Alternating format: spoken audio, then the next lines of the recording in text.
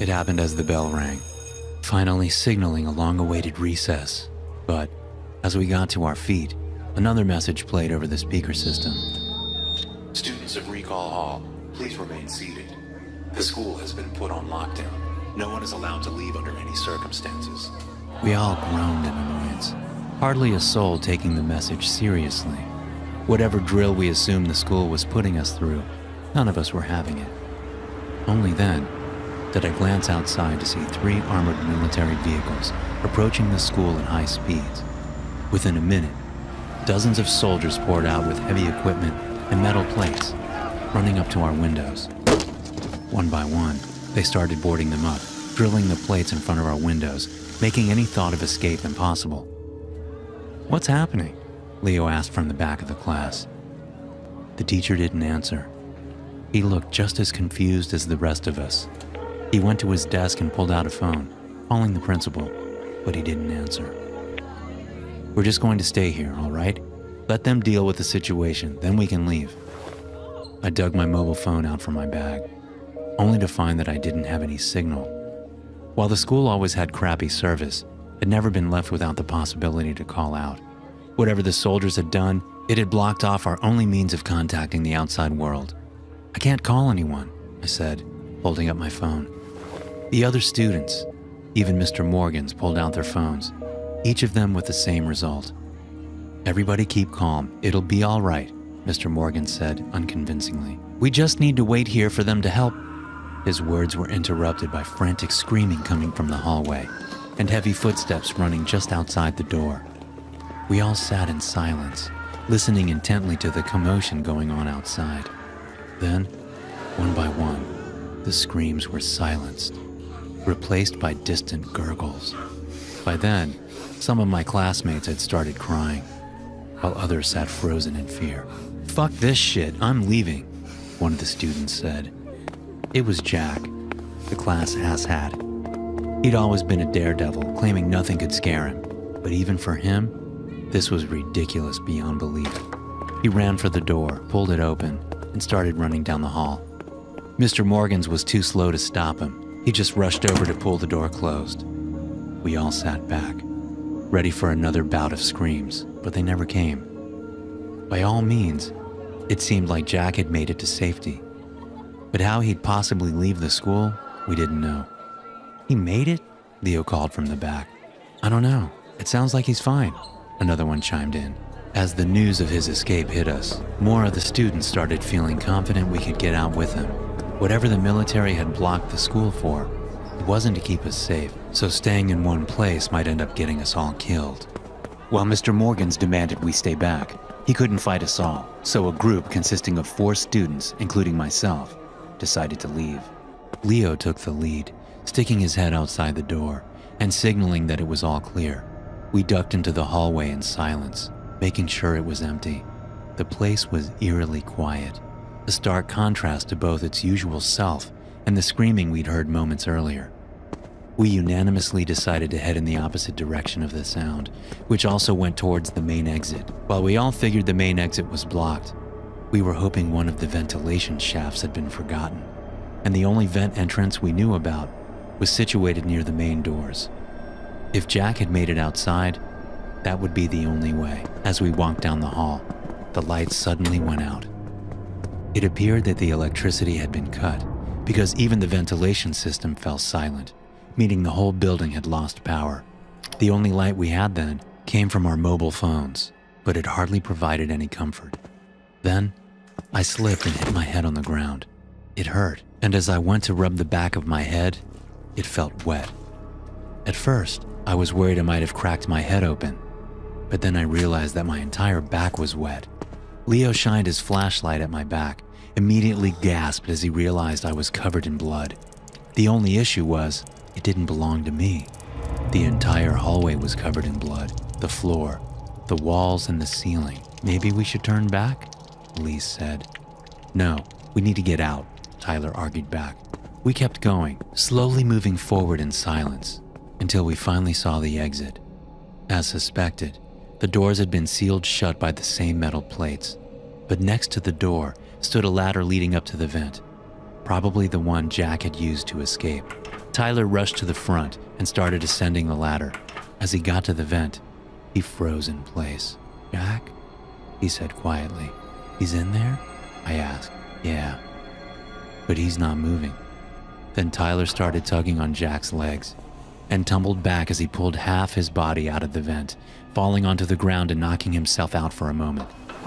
Jack was dead, which meant that the monster had either climbed inside the vents or there were several of them.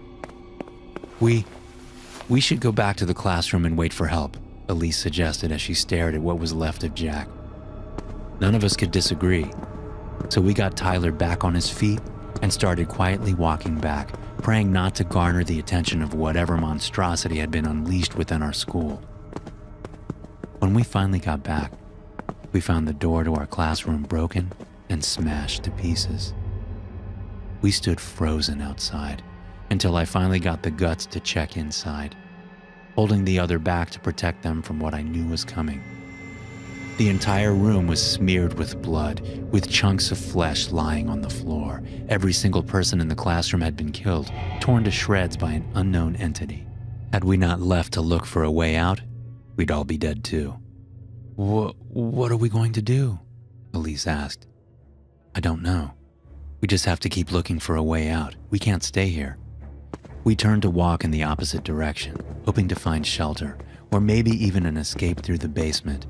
But as we turned to run, we heard a bizarre sound shatter the silence around us. "What was that?" Tyler asked with a shaky voice. "It was the thing. It has to be." The darkness felt more overwhelming than ever, but we had to keep going. We ran through the halls, occasionally coming across streaks of blood. As we turned a corner, we heard Elise scream for her life. "No, help me!"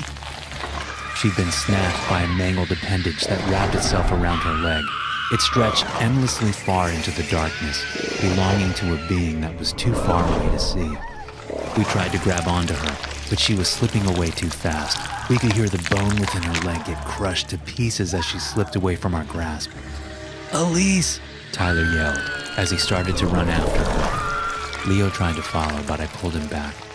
"Don't do it. We can't help her." "Tyler!" Leo yelled, hoping to bring him back to us. It was too late. He too got entangled in the many dark appendages, his body being crushed almost instantly under the pressure. They were dead, and there was nothing me and Leo could do about it. So we kept running, turning around corners blindly in an aimless attempt at escape. We'd gotten lost in the vast hallways of the school, and there were no obvious ways out. At least, we came to another set of doors that led out into freedom, but they were locked. Defeated, I just collapsed onto the ground, but Leo wasn't ready to give up. He kept hammering on the boarded up windows, and in the distance, we could hear the monster come closer. Within minutes, he'd be dead. Then, as he hammered for the last time, the metal panel suddenly vanished, letting light in for the first time. The doors blew open, and a team of heavily armed soldiers came running into the building. They threw something I could only describe as military-grade Molotovs before one of them turned to us. "Is there anyone else left?" No, they're all dead," I stuttered. With that, they pulled us out and sealed the doors back up. That was pretty much it. They loaded us into a vehicle and drove us to an isolated field hospital set up inside some warehouse. Once they'd confirmed we didn't carry any strange infections, we were put through a series of interviews. But nothing came of it, because the school was gone the next day, burned to the ground, and removed as if it never existed. And the hundreds of deaths were claimed to be caused by a crazy fire. All of it got brushed under the rug. But I can't hide the truth anymore. Even if they kill me, I need to get this story out. People deserve to know. Hey you, would you like to get access to 4 exclusive bonus stories every month? Of course you would. So check out my Patreon page at patreon.com/drnosleep. Just look at what my current patrons have said about the bonus stories. These are just a few of the comments they left. So if you want access to these exclusive stories too, be sure to sign up at patreon.com/drnosleep. You can find the link in the video description. And now back to the story. This will be my last transmission. If you're hearing this, please know that I did my best to save you all. I've run out of food, and there's just no cure to this plague. When I die, my body will be located at... Please burn the place to the ground and pour concrete atop of the remains. There's no solution. Please, do not open the door. I'm so sorry for what we have created, but as long as I die inside this building, it means you all get to live. In the beginning of 2012, I joined a group called Sano Project, a bunch of scientists funded by an unknown prospector. Our goal was simple in concept only, to produce a vaccine that would immunize people via aerosol droplets. We'd been given a heap of different substances and pathogens to achieve the desired effect. We'd be using mice for the experiment, but due to the high risk of accidental contagion, we were put into lockdown for the duration of the experiment, which was only supposed to last 6 months. Food and supplies would be delivered using an isolated lift, taking everything we needed underground into an airlock. When we started, there were 6 of us, with Professor Jenkins in the lead.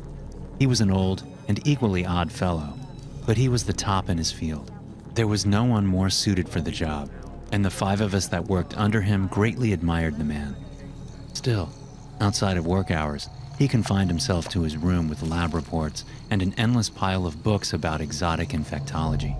Honestly, as much as I enjoyed working under such a great mind, he scared me at times. He seemed overly enthusiastic about the experiment part, and less so about saving lives. For the first 5 months, work went on as normal. We combined different pathogens and tried to create harmless fragments from their protein capsule, aerosolizing them as a vaccine, hoping the mice's bodies would absorb them. It was an endless stream of disappointment, as the poor animals kept dying. Then, at the end of the 6-month contract, Professor Jenkins created something new entirely.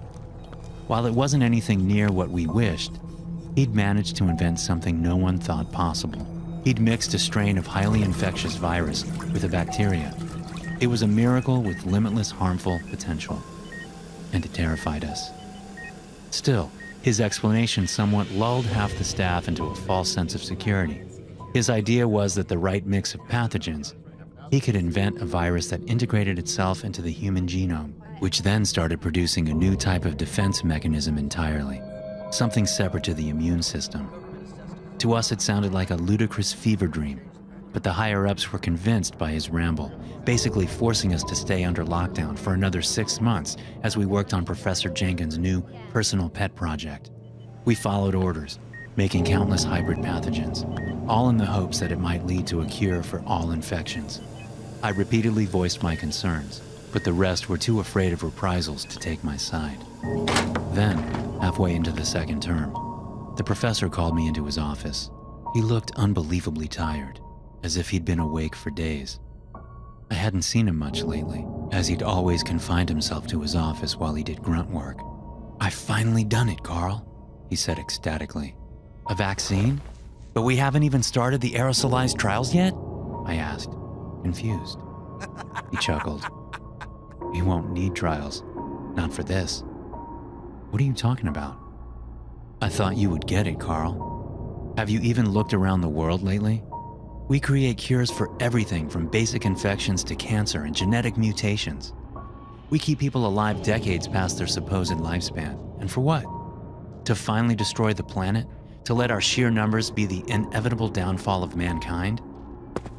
He went to the door, locking it before removing the key. I felt adrenaline surge through my body, and though I knew something horrible would come next, I hadn't the faintest clue what.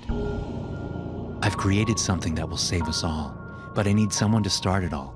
Someone younger, healthier than myself." With that, he plunged a syringe into my neck before I could react. I pulled it out as fast as I could, but whatever its contents, it had been injected into my bloodstream. "What the hell?" I started to say before the world went black before me.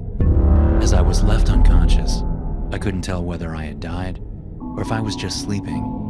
It all felt so quiet around me, but also warm. It was an odd sensation, almost as if pressure was building up within me, getting ready to explode.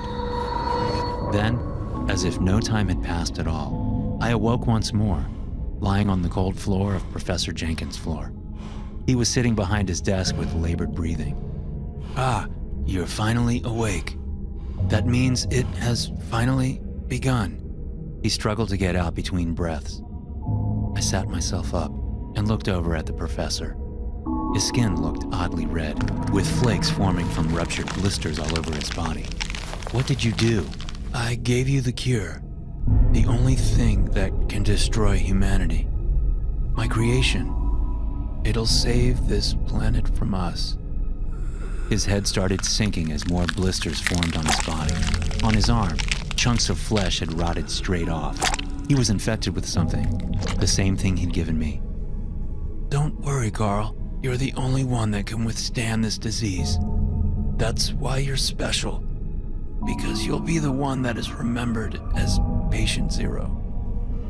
He passed out on his desk, barely breathing. Then I heard knocks on the door, as the rest of the crew were starting to get concerned.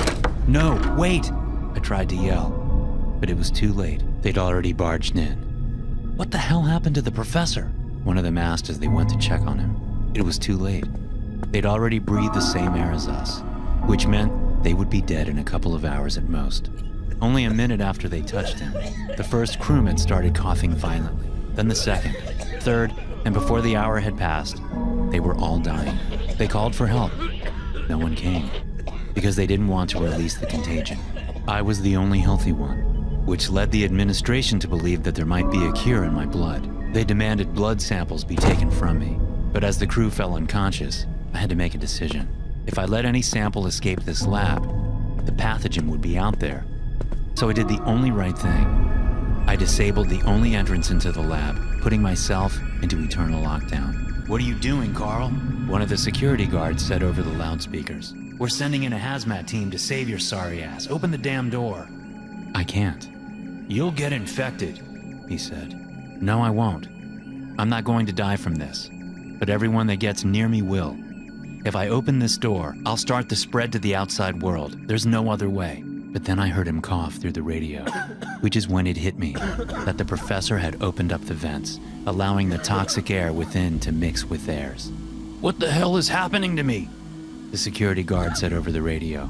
He was dead, just like everyone else within the building. "Listen, you need to seal down the building."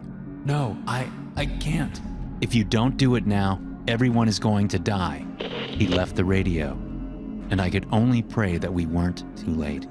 Even the hazmat team was coughing their lungs out. They'd been infected before they even came down here. The only one immune was myself, because I was the ultimate carrier. "I locked it down. The security guard said over the radio with his last breath. Everyone died shortly after that. With the building on permanent lockdown, I was alone. That was 7 months ago. Since then, I've been working on finding a cure for myself, but I'm just not smart enough. Supplies have run out, and as I'm typing this, my vision has gone blurry with hunger and thirst. I'm going to die soon. But as long as the contagion remains within this building, it will have been worth it. We were just chilling in front of the television, idly watching the colorful images without thinking too much about its actual content. That had always been our usual routine, to get home, not speak, and just turn our brains off for the evening. But on that night in particular, all of our phones went off within 15 seconds of each other. We all jumped to attention in confusion, checking our phones simultaneously. All it had been was a simple message, but one carrying a crystal clear meaning. Emergency alert. This is a message to the citizens of Newport. Do not leave your homes. Stay inside and don't open the door to anyone, not even your own family or friends. This is not a test. Stay inside. Turn off the lights. Our minds raced, but none of us were able to speak a single word. I looked over at my dad, who'd put on his glasses to make sure he read the message correctly. My mother seemed worried, her eyes filled to the brim with panic. "What is this?" my dad finally asked. While the message was clear, it didn't really explain the situation. It was the first and only emergency alert we'd ever received in our small town, apart from the occasional test message. It was real. Something dangerous was on its way, and we hadn't the faintest idea what. I went over to the window, only to see each and every one of our neighbors begin to turn the lights off. Within a couple of minutes, the entire neighborhood had turned dark, leaving us confused in a haze of ignorance. "I'm calling the police," Dad said as he dialed the number. It started to ring, and Dad put the phone on speaker. But instead of a person picking up, he just received an automated message. "We're experiencing heavy call volumes at this time. Please do not hang up. You will be redirected to one of our dispatchers shortly." "What is going on?" Mom asked. "I don't know. This is," Dad said before trailing off. I still stood by the window, watching the empty neighborhood, wondering if anyone would defy the message and go outside. In the meantime, Dad was trying to call the police again. After the third attempt, he tried to reach his coworker instead, who lived further downtown. "Hey, David, did you get the same message as us?" Dad asked. "Yeah, it's bizarre. Most people are staying inside though. A few went out on the street to mess around, those idiots. They seem fine. But I don't know. Wait, what's that?" Dad waited patiently as David went silent on the other end of the line. "I think the military is out on the street, but they look odd. They're all wearing gas masks, but they have 3 eyes. I don't even know what kind of weapons they're carrying. Can you take a picture and send it to us?" "I'll try. Hold on." A few seconds passed, and another beep could be heard from my dad's phone, signifying that we'd received a picture. My dad quickly opened it, but what greeted us was little more than a tangled mess of colors from a clearly corrupt photograph. "David, the picture isn't showing up. Try again." "Yeah, it doesn't work. The camera won't save the pictures correctly." A loud screech took over the line, shoving us all to the ground as we held our hands tightly over our ears. Though it came from the phone, it was an impossible sound that should have blown the speakers to smithereens in a second. Once the sound had subsided, we could still hear someone frantically breathing on the other end. "David, what happened?" They killed them all. They shot them with these weapons, just shredded them to pieces. All that's is," he stuttered. "David, you need to hide," Dad yelled. "But they're just standing there. It's like they're frozen in place. I don't understand. Why are they doing this? Why are they..." His words froze in his throat. "Oh my God. They saw me. They're coming towards me. Then the line fell dead. Dad tried to call David back, but no one responded. Our house fell dead silent, only interrupted by the intermittent beeps produced by the calling phone. My mom wandered nervously around the house, and I just stared at the window, paranoid that something might break through the door. "He's gone. David, pick up the damn phone," Dad mumbled to himself. That's when I saw them, walking down the street. They weren't moving normally, and their steps were too quick, each movement snapping into place. They were wearing strange uniforms that might have looked like military uniforms in the dark, but once they got closer, it was clear they weren't even human. One of the neighbors' doors shut open, and the Johnsons came running towards the military, thinking they were finally safe. But no sooner had they been spotted by the marching creatures before they lifted their weapons. The same screech filled the neighborhood, almost knocking me to the ground as the air literally started to vibrate. The family screamed in agony for a moment, but within seconds, their bodies just started disintegrating, until all that was left was a pile of flesh that resembled minced meat. I wanted to scream, but before I got the chance, my dad put his hand over my mouth. "Do you want to die? Keep your mouth shut," he whispered. Just that mere sound briefly turned the creature's attention in our direction. But once we fell silent, they just stopped. There they stood, as if frozen in time. For minutes, all we could do was stare at them in shock. Then, one of the neighbor's automatic lights turned on, triggered by the cat returning home. The same second, the creatures all turned to the house, raising their weapons and firing. As the loud sound rang through the house, my dad grabbed me and my mom. We were taking the opportunity to flee to the basement, where we prayed we might be safe at least for a while. We never even saw what happened to the neighbor's house. We just heard the screams of agony as they all fell to pieces. Now we're just hiding down here, without food, without water. We've tried to call for help, but no one is picking up. Whether it's because they're dead or hiding, we don't know. So I'm sending this, a hopeless call for help. If anyone out there receives this, please save us. We don't have much time left. Thanks for watching, and don't forget to check out the Dr. No Sleep podcast available on Spotify, Apple Podcasts, and many more. There you will find a plethora of bone-chilling horror stories to listen to. Also, be sure to subscribe and turn notifications on to stay tuned for new videos. Right now I'm standing in a pool of blood. A woman that was wearing a yellow jumpsuit is dead in front of me. I shot her because I was sure that she was the imposter. There are only 3 of us still alive. I don't know where we are. Only the story of how we got here. I'm going to try and tell it to you now, before it's too late. Before you wind up in this deadly game the same way we did. Playing online games is what helped me get through this pandemic, and the recent sensation of Among Us was my personal go-to for a release from the frantic crises of everyday life. Eventually, I started to play it on a daily basis and joined servers online to get involved in competitions. It was amazing to me how many people were enjoying this game and getting into it. I was meeting people from around the world. As much as I like doing stuff through a computer screen, it doesn't compare to real life though, which I occasionally expressed in chat. I guess that's where this whole thing started. One user, Dr. Alvin348, sent me a DM. I don't remember the exact wording, but he told me that him and a few others were trying to put together a competition that was a little higher stakes, as he called it. If I was interested, all I had to do was click the link. It seemed like harmless fun, so I clicked on the link. I was surprised to see it take me to what looked like a deep website. I thought about clicking away until I saw a few familiar profiles from my usual Among Us server.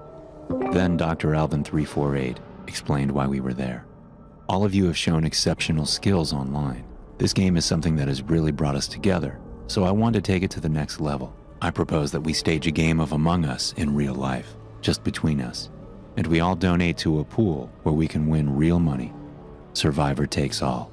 He made an opening bid of offering $100 to the pot. Others kind of felt the pressure to say yes. One user, though, Hannah Banner 23, had a few questions. How is this whole thing going to work? We don't even live anywhere near each other, she pointed out. Dr. Alvin seemed to have an answer for everything. He encouraged all of us to consider this as an investment. He could handle everyone's travel expenses. He assured us it would be fine. As they might say in the game, I had no reason to think he was sus. I gave in when others signed up for the game. I figured it was better than being stuck at home. I boarded a plane in the early morning. I messaged the game master and told him I was preparing to leave. He reminded me that someone would be picking me up from the airport, and I heard from a few other players who also said they were on their way to the game location. Supposedly, we were going to meet in Jersey or around that area. I landed and got in a cab. A driver had a placard with my name on it. Inside the cab, on the seat, was a white jumpsuit, identical to the kind you see in the game. Mr. Alvin would like you to put that on, the driver told me. He refused to even drive away until I agreed, and so I zipped up. When the zipper got to the top, I heard a click. The next thing I remember, I was in a dark room. I figure I must have been drugged, or the suit had some kind of sleeping chemicals in it. All I knew for sure was that all of my personal belongings had been taken, and it seemed that I couldn't get out of the suit. I tried pulling on the zipper, but it seemed to be locked in place. I don't normally panic, but I was starting to feel like this was from a Saw movie rather than a fun game. The intercom came to life a few seconds after I woke and announced that the game would begin in a few moments. The game master had supplied us with 2 guns and a knife, and quickly explained how that our goal was to find the imposter among us in the allotted time, or die trying. An alarm went off and the door to my room opened as I moved out to a central hub area. Several other guests arrived from different corridors, all seemingly as confused as I was, and apparently also being forced to wear these ridiculous costumes. "Alvin, this is going too far," the man in the red suit said. The intercom didn't respond, so I figured we had time to work out a plan. "Does anyone remember seeing any vents or crawl spaces out of here?" a woman in a green suit asked. All of us agreed that by working together, we could avoid any problems. After all, it seemed apparent at the time that the Game Master was the one pulling our strings. The red suit and turquoise agreed to scout the underground lair for ways out as the rest of us waited. A short time later, only the red suit returned. He was covered in what looked like brain splatter over his suit. "He tried to turn his gun on me. It was self-defense," he shouted as he rushed towards us. We urged him to calm down, and we all went to check out the crime scene. As we got to the turquoise suit, and I turned him over, I felt an overwhelming sense of doom swallowing me. It was apparently the man that had brought us here, Dr. Alvin. I recognized his face as matching the profiles online. So wait, if he is dead, then who was running the game? Yellow Suit asked. All of us began to look at each other suspiciously, but Green Suit insisted there was no need to panic. He probably just wanted to be part of the sick fun. What a psycho. "All we need to do is focus on getting out of here," Green said. We were all in agreement with that. So it was decided that we would split up and search the murky corridors. The place was deafeningly silent. Each step I took down a dark hallway caused a loud echo, making it a tad disorienting to determine if there was any threat nearby. Occasionally I saw the red blink of a camera and realized that maybe Green was wrong. Maybe someone was still watching us. Eventually I came back to the main hub and checked the gear that the others had brought with them. Conveniently, no one had been allowed a cell phone. Chances for escape seemed less likely the more time passed, and eventually Green, Red, and Blue returned to the main room. "Hey, where's Yellow?" I asked. None of them seemed to know, and I cursed to myself. "Maybe they found a way out?" Red suggested. "Or they are in trouble," I muttered. We split up again and I called out, trying to get a response. The tight, cramped tunnels felt especially cramped the more I weaved through them. Claustrophobic feelings settled in quickly. Then I rounded a corner and saw Yellow holding a knife, standing over Blue. Blue was barely breathing, choking on his own blood when I saw him. I acted on instinct alone and grabbed one of the knives that I had been given, heading straight toward Yellow. Just as I was about to hit her, she turned around and I saw a look of shock in her eyes. The knife pierced straight through her jumpsuit. "What the f***?" she gasped as she tried to stab me back. I don't really know what came over me. Call it a survival instinct, I guess. But I blindly started swinging my blade. Eventually it severed her vocal cords and she couldn't seem to stand properly. She collapsed to the ground motionless next to Blue. I stood there, trying to even fathom what I had just done. Red and Green arrived from the sounds of the screams. "What the hell did you do, man?" Green snarled as he checked them both for vitals. She killed Blue. She was the imposter," I said.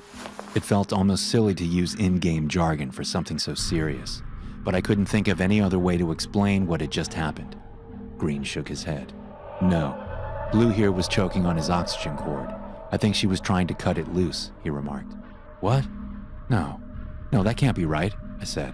I dropped my own weapon, shocked that I hadn't seen it sooner. But another wave of dread washed over me as I realized there was no way Blue could have accidentally gotten his cord wrapped around his neck. "Someone else sabotaged this, wanted me to think she was an enemy," I said. Red and Green shared a wary gaze, and then Red commented, "I think you are the imposter, White. You killed, choked Blue, and killed Yellow." "For all we know, you could be the imposter," I snapped back. "How so?" asked Red. "What do you mean, how so? You walked away with Turquoise and he ended up dead. How do you even explain that?" I replied. "Let's forget about all this drama. You sound sincere and believable. How about let's all just work together? We can't beat this sick game by ourselves," Red said. I stepped away, too paranoid to trust them, and insisted on going alone from here on out. I knew one of them had to be the imposter. The two eventually conceded to my request, and I rushed down the opposite corridor. This place is a labyrinth. It's got to be underground or maybe deep ocean. Heck, it could even be that we really were shot into space, and I wouldn't know. I've weaved through every nook and cranny, only occasionally running into Red or Green, and then of course the other bodies. It's obvious we aren't getting out of here. The three of us met up in the main hub about 5 hours later, exhausted, tired, and defeated. But there was one bit of good news. Red said that he found a phone. "I don't know if someone dropped it or left it for us to find," he said, showing us. "We tried to call 911, but that didn't work. So instead, we have been browsing the internet, searching for some way that maybe we can get out of here. But it feels like we can't sleep either, because I truly don't know for sure if I can trust these people. They haven't done anything yet to each other, but that could also be because they are waiting for an opening. I feel trapped. I think that it's likely we won't be alive by morning, or at least 2 of us won't. All I can think to do now is warn others, to steer clear of advertisements for real games like this. It isn't worth it. And be wary of those you call friends. You never know when there might be a psycho among you." Thanks for watching. You can watch another scary animation here. Also, don't forget to subscribe and to hit that notification bell to stay tuned for future videos.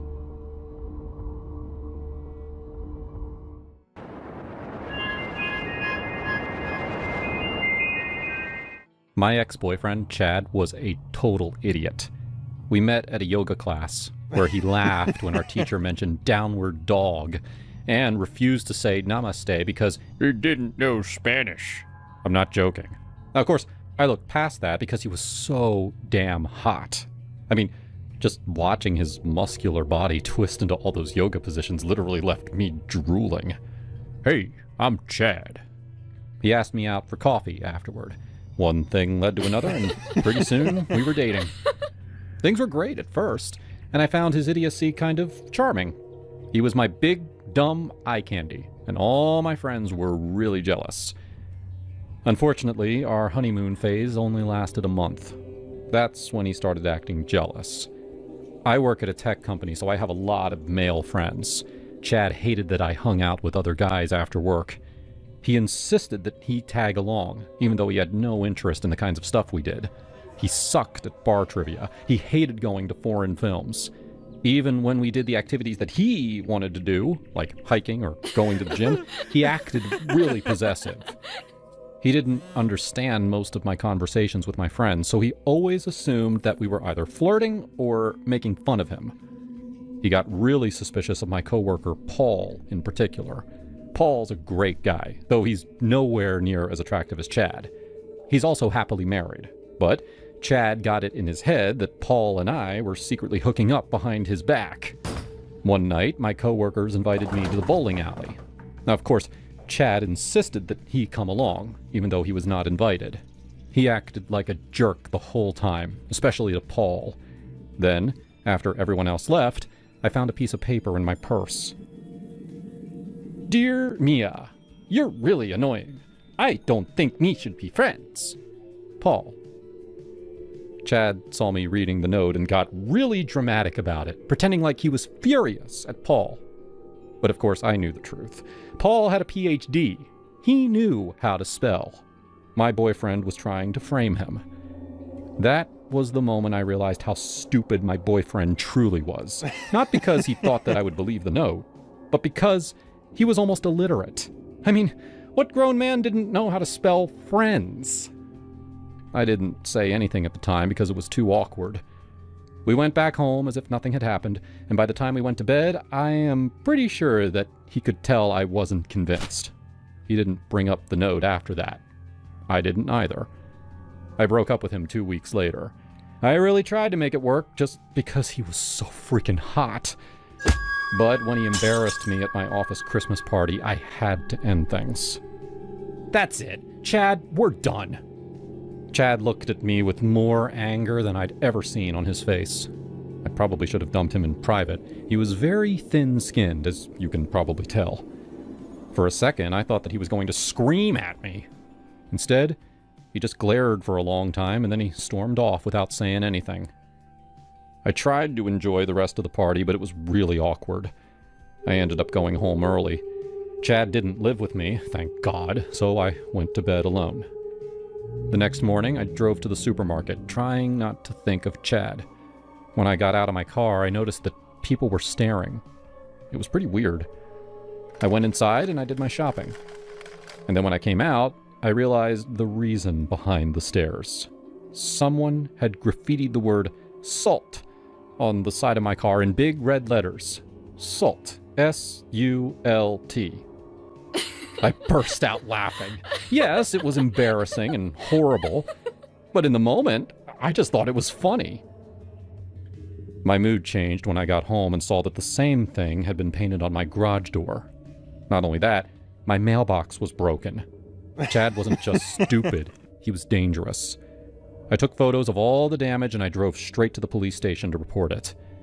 The officer who took my information seemed nice enough, but I could tell that he wasn't taking this seriously. He could barely hide his smirk when I showed him the photos. I told him that I was 100% certain that my ex was responsible, and he called Chad in for questioning.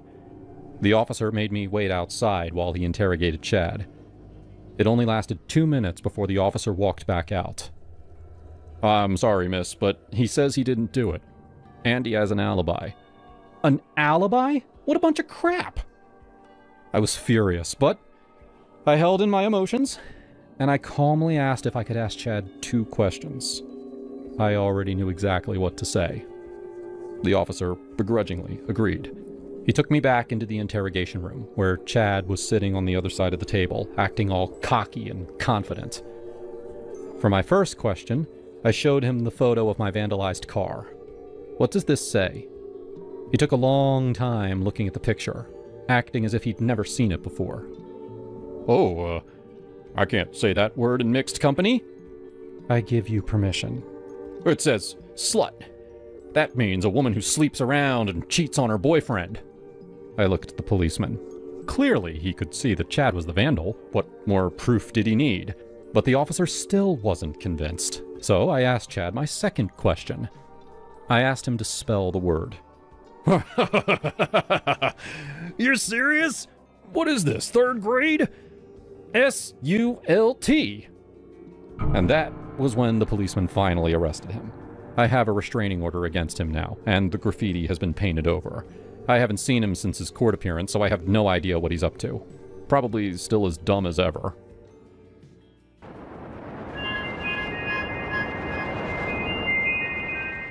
My husband William was a very wealthy man. I was his second wife, 20 years younger. A lot of people assume I'm some gold digger, but I come from money too. The truth was, I loved him. That's all. He had 2 sons with his first wife, Kevin and Joe. Kevin was the older one. He still lived with us so he could help take care of William in his later years and help manage his business. I did my best, but I had my own company to run, so I was out of the house a lot. Kevin was a genuine lifesaver, and it was obvious that he loved his father very much. Unfortunately, Joe was the exact opposite. He moved out at 18 and wasted his father's money on a life of partying and alcohol. Whenever he came home, he treated William and Kevin like garbage. He wasn't subtle about it either. Joe was a spoiled brat who couldn't wait for his father to die. I tried talking some sense into him, but William stopped me every time. He kept saying Joe would grow up eventually. Last winter, I returned home after a long business trip. William was in his bed upstairs, where he spent most of his time now. I saw Kevin sitting alone in the living room. He was pale and deeply upset. "What's wrong?" Kevin didn't answer. Instead, he handed me a piece of paper. It was William's will. I don't know how he found it. I'd always assumed that William would split the inheritance evenly between his children, though I'd secretly hoped that he'd give Kevin more. He deserved it. Instead, the will gave nearly everything to Joe. Most of the money, all of the properties except for this house, that went to me. He even gave the majority shares of his company to Joe, despite the fact that Kevin was basically running it himself. All poor Kevin got was a fishing boat. What did I do? I'm not here just for the money, but I don't understand why he'd do this. Does he hate me? I hugged him and let him cry in my arms. He wasn't a greedy person. He didn't care if he was rich. He was upset that his father's last decision on this earth was choosing Joe over him. I told him I'd handle this. I took the will and immediately went upstairs to confront my husband. William was asleep, his medical machines beeping. At this age, he had his good days and his bad days. This looked like one of his good days. There was color in his cheeks and his expression was happy. I gently woke him up and showed him the will. "Where'd you find that?" "It doesn't matter. Why are you doing this to Kevin?" He gestured for me to join him in bed. I did. As he held me, he told me a secret that he kept for our entire marriage. Joe was his only real son. His first wife had cheated on him, and Kevin was the result of her affair. But he's still your son. You raised him. He does everything for you. I didn't even mention that I helped raise him too. I knew Kevin wasn't my biological son, but I was still his mother. William looked very sad. He knew what he was doing was unfair, but in his generation, bloodlines were more important than actions. His decision was final. That was the moment I stopped loving him. Despite all his health problems, I always thought he was a wonderful man with a kind heart. This will proved I was wrong. I kissed him goodbye and told him I was taking our son to stay at the vacation home. He had a nurse that could care for him while we were gone. He begged me to stay, but I told him he needed time alone to think. Kevin didn't want to leave. He truly had a kind heart. He said his father needed him, but he trusted me and I got him to pack his things and leave with me that evening. I left William alone for a week. During that time, I really bonded with Kevin. I told him about the family secret, which was difficult for him to process, but he took the news a lot better than I expected. I think he liked having a reason behind his father's favoritism, now that he knew it wasn't because of anything he did. After a week of no contact, we went back home. The place was absolutely trashed. After we left, William had asked Joe to come back. Not surprisingly, Joe turned his family home into one giant party. Furniture was broken and trash was everywhere. We looked around for Joe but couldn't find him. Instead, we found the maid, who was struggling to clean up Joe's mess, but she didn't know where he'd gone off to. I have to check on Dad. Kevin rushed upstairs. Even though he'd been cut out of the will, he still wanted to make sure his father was okay. William was upstairs, still in bed. Joe had been in the house all week, but he only visited William once. I could see in my husband's eyes he was regretting his decision, but he was still too stubborn to change his will. I could also see that his health was worse than ever. It was only a matter of time before his body finally gave out. Kevin fluffed his pillow and made sure he was comfortable. Then he left me alone to talk to my husband in private. I asked him one last time if he really wanted to give his entire fortune to a son who didn't care about him at all. Sit with me, my love. I did as he said. I was still angry at his stubbornness, but he had very little time left. I fell asleep by his side, and when I woke up, he was dead. We had a grand funeral. Both Kevin and I were sobbing, while Joe was on his phone the whole time. Then, a week later, our lawyer read the will. Kevin graciously accepted his fishing boat, while Joe screamed and danced around the room at his much larger inheritance. It was sickening. That night, I invited our closest friends to the house for a dinner in William's honor. It was supposed to be a small affair, a celebration of his life. We gathered on the roof patio, where William loved to throw parties. Unfortunately, Joe was drunk and high when he joined us. He tried to make the dinner into a party to celebrate his new millions. He was loud and obnoxious, while Kevin did his best to keep the focus on their father. Just as Kevin was trying to give a toast in honor of William, Joe jumped out of his chair and started running around. He wanted everyone to look at him. Don't listen to this loser. I'm Dad's favorite. I'm the rich one. I'm richer than all you assholes. Kevin shouted for him to calm down, but his brother just kept running around and ranting about how he was the favorite son. He had to be on some kind of substance.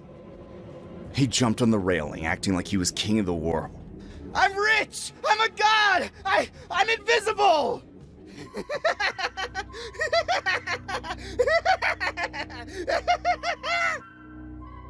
First of all, it's invincible. And no, you're not. Get down before you hurt yourself. Suddenly, he lost his balance and disappeared over the ledge. We didn't see him fall off the 3-story house, but we heard his body splat onto the ground. He died on impact. As his mother, I was his beneficiary by default. All the money he inherited went to me, and I gave every cent to Kevin.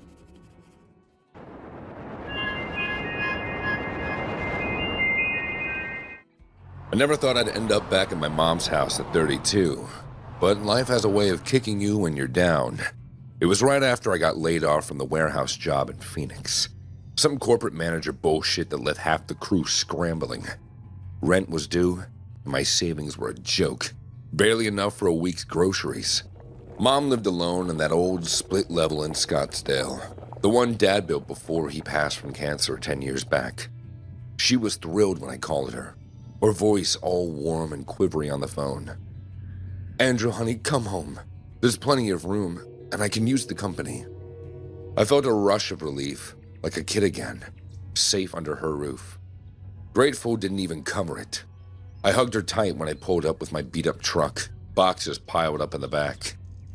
The first few weeks were okay, almost good. I helped with chores, mowed the lawn, fixed the leaky faucet in the kitchen, all while job hunting.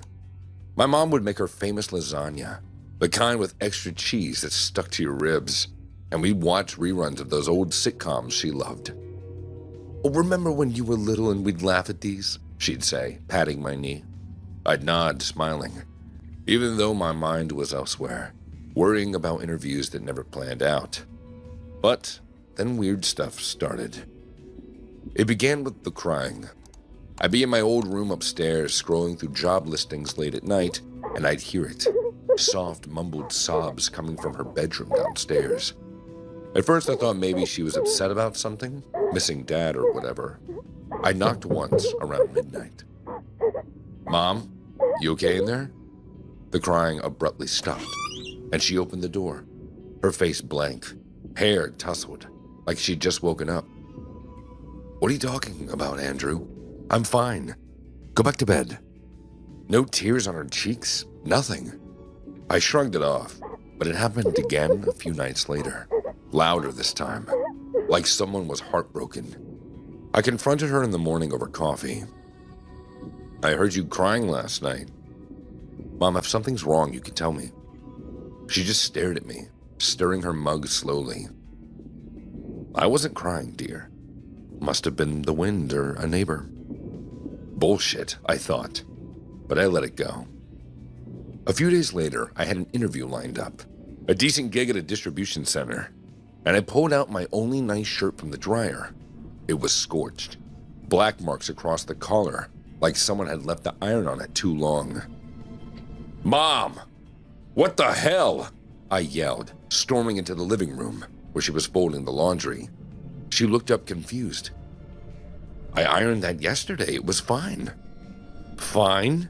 It's ruined. Did you do this on purpose?" Her eyes widened. "Why would I do that? Maybe the iron's acting up." I didn't buy it. The next week, my jeans came out with a single hole in the pocket. "This is getting ridiculous," I muttered to myself.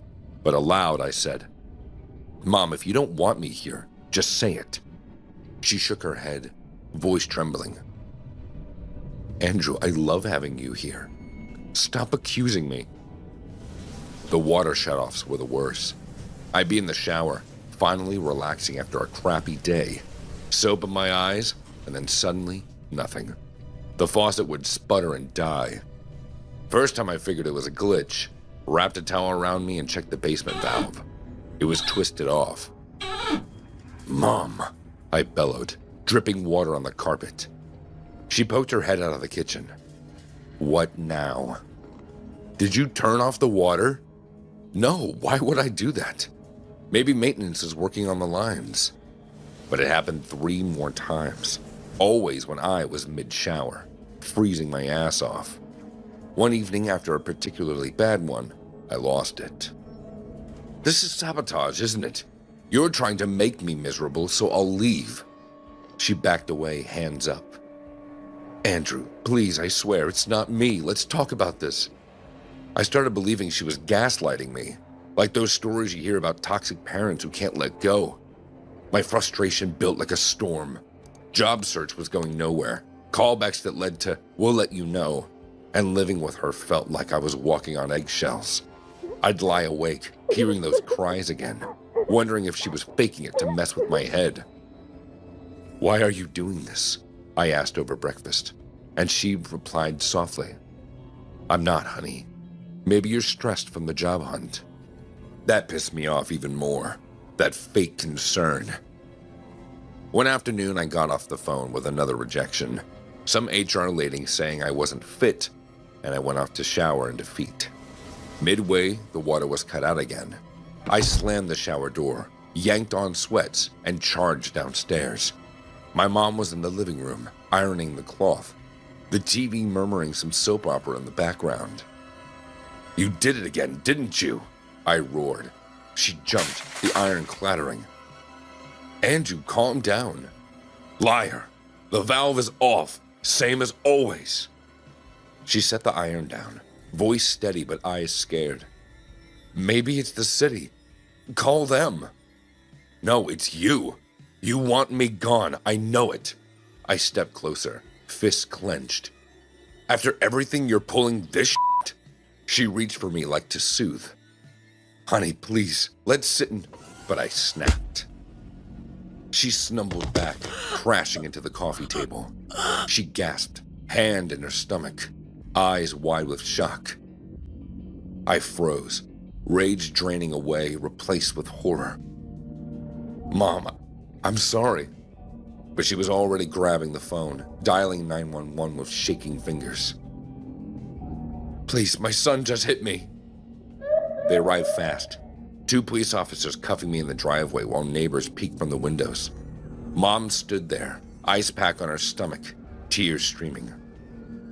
"He didn't mean it," she whispered to them, but they hauled me away anyway. "Why'd you do it?" the detective asked, leaning across the table. I spilled it all. The cries, the burns, the water. "She was driving me crazy. Trying to push me out," he nodded. Then another officer barged in. "Your mother's been diagnosed with early-stage Alzheimer's.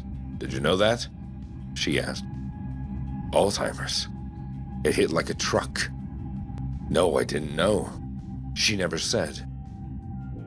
The lady officer explained the crying was from a TV drama she watched obsessively, but forgot she turned it on, and some old show with dramatic scenes. The burnt clothes? Would she start ironing and get distracted, and then leave the iron on too long? And the water, routine maintenance from the neighborhood, notices that she had been mailed, and she probably misplaced them or forgot to mention. It wasn't sabotage, it was her mind slipping away. I sat in the cell, head in hands, guilt twisting my guts. How had I missed that? The forgetfulness, the confusion. My own mom, the woman who raised me alone after Dad died, bandaged my scraped knees, and I punched her. The charges stuck: assault, domestic violence.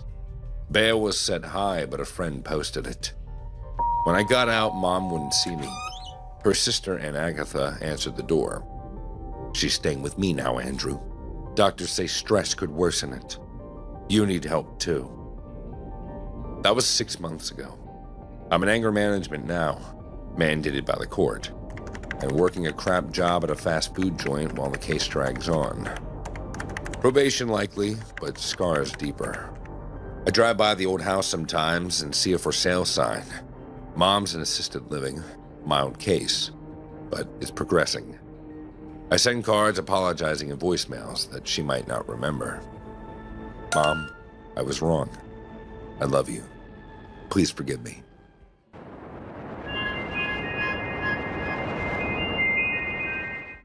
I never thought in my life Phoenix would turn into this twisted mess. But looking back, it all started with the heat. The relentless Arizona sun that baked everything into submission. My name's Julia, and I ran this little hole-in-the-wall restaurant called La Fiesta on the edge of downtown. It was nothing fancy. Red checkered tablecloths, sizzling fajitas, and margaritas strong enough to make you forget the bills piling up. I poured my soul into that place after Carlos and I got married 10 years ago. He was charming back then, with that sly smile and promises of a better life. But marriage changes people. Or maybe it just reveals who they really are. Carlos wasn't the type to hold down a steady job. He dabbled in side hustles, as he called them.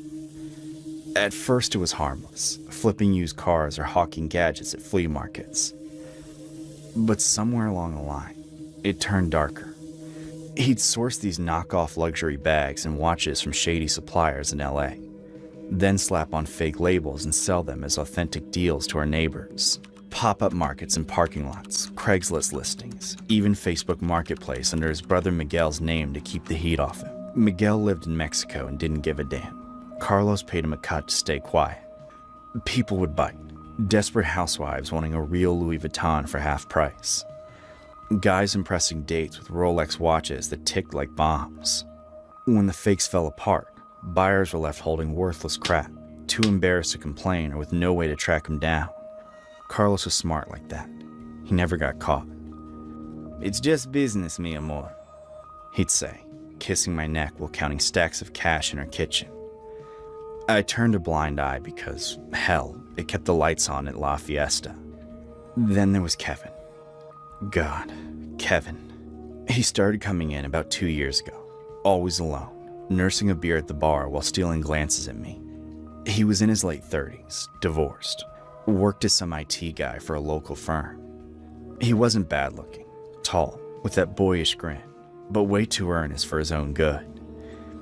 He'd chat me up about the menu, the weather, anything to linger. "Julia, these enchiladas are killer. You must have a secret ingredient," he'd say, his eyes lingering a beat too long. I knew he was smitten. Men like him wear it like a neon sign. I'd flirt back a little. Harmless, right? It boosted tips, and honestly, it felt good to be desired after Carlos's wandering eyes. One slow Tuesday night, Kevin leaned in closer than usual. "Hey, Julia, you ever hear about those scam artists selling fake designer stuff around here? I read some complaints on Ripoff Report and Nextdoor. It sounded shady." I froze mid-pour of his refill. Nah, not really. Why do you ask?" He shrugged, but his face lit up like he'd found buried treasure. "Just educating myself, thinking of hosting a community meetup at the library. Teach folks how to spot counterfeits. You know, check serial numbers, feel the leather. Could save people a ton of money." My stomach twisted. Carlos had just unloaded a batch of Gucci bags the week before. I smiled tightly and changed the subject, but inside, alarm bells rang. That night, I told Carlos everything. He laughed it off at first, calling Kevin a lonely loser with a crush. But when Kevin's meetup started, flyers plastered around the neighborhood, posts on local Facebook groups, Carlos's sales dipped. People were wising up, whispering about that woman at La Fiesta's husband. No one connected it directly to us, but the paranoia set in. "Julia, this cabron is killing my business," Carlos growled one evening, slamming his phone down after another canceled order. We were in the back of the restaurant, the smell of grease hanging heavy. "He's got the hots for you. That's why. Thinks if he plays hero, you'll spread your legs for him." I rolled my eyes. "What do you want me to do? Ban him?" Carlos's eyes darkened, that possessive fire igniting. "No, we turn it around. You cry harassment and say he's been grabbing you, whispering dirty shit. I'll catch him in the act. Problem solved." It sounded insane, but desperation makes you stupid.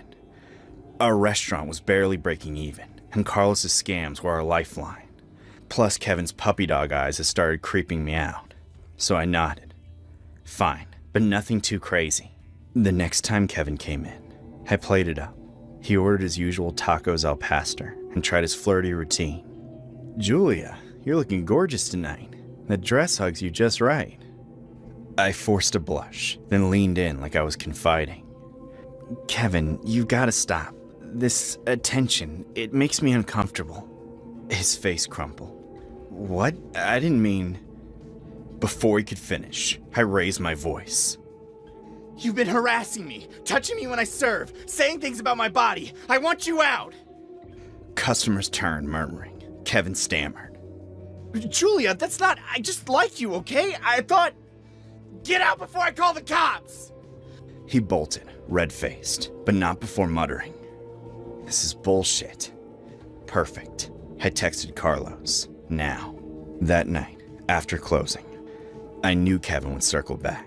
He always walked home past the alley. And sure enough, around midnight, I heard footsteps. I stepped out the back door, pretending to take out trash. and there he was, looking wrecked. Julia, please, I need to explain. Those scams, your husband. Kevin, stop! I shouted, backing away like he was advancing. He wasn't, but perception is everything.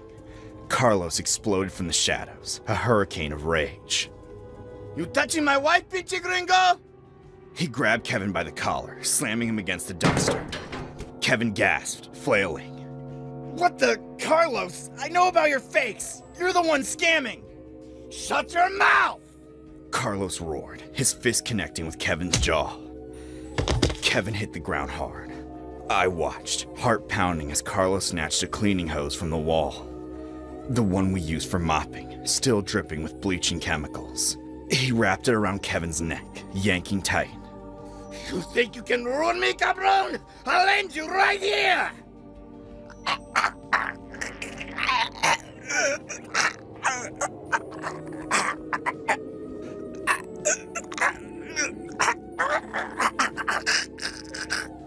The acrid smell of chemicals burned my nose as he gurgled, face turning purple. Please, Julia, help me! I froze. This wasn't the plan. We were just supposed to scare him, rough him up. But Carlos was lost in his fury, veins popping, grunting like an animal. Oh, you piece of shit! No one fucks with my family! Ugh. Kevin's legs kicked wildly, urine soaking his pants in terror. I snapped out of it. Carlos, stop! You're gonna kill him! He hesitated, just long enough for Kevin to twist free, gasping, retching on the pavement. He scrambled up, hose marks raw on his neck, and bolted into the night, screaming hoarsely. You're both crazy! I'll tell everyone! But he didn't. Maybe fear silenced him, or shame. We waited for cops, but none came. Kevin vanished, quit his job, moved out of state. From what I heard through the grapevine, whispers died down. People forgot all about his meetups. Life went on. Carlos ramped up his scams, bolder now, using new aliases. I kept slinging plates at La Fiesta, smiling through the exhaustion. Part of me regretted it. The violence, the lies. But in this world, you protect your own. Us women in Phoenix, we learned that early. Survive the heat, the hustles, the men who drag you down or lift you up. Carlos and I, we're survivors. And as I locked up the restaurant that final night, counting another stack of dirty money, I knew we'd keep going. No fairy tales here, just real life. Raw, unrelenting.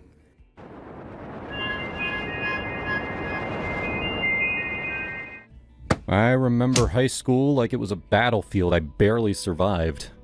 Anger was my constant shadow, quick to flare up over the smallest things, like a guy teasing me in class or someone cutting in line at lunch. It scared off any potential boyfriends before they even got close. I'd lash out, say something sharp, and poof, they were gone. By graduation, I was the girl everyone knew as intense, which is code for stay away. College started, and at 19, I figured it was time to dip my toes into the dating pool. Tinder seemed easy enough. Swipe right, chat a bit, maybe meet up. What could go wrong? I matched with Jake after a few days of scrolling. He was cute. We texted for a week. Nothing deep, just banter about movies and music. He suggested catching the new superhero flick at the mall theater. "I'll pick you up," he said. "Got a truck, plenty of room." I was nervous, but excited. Finally, a real date. I spent hours picking an outfit.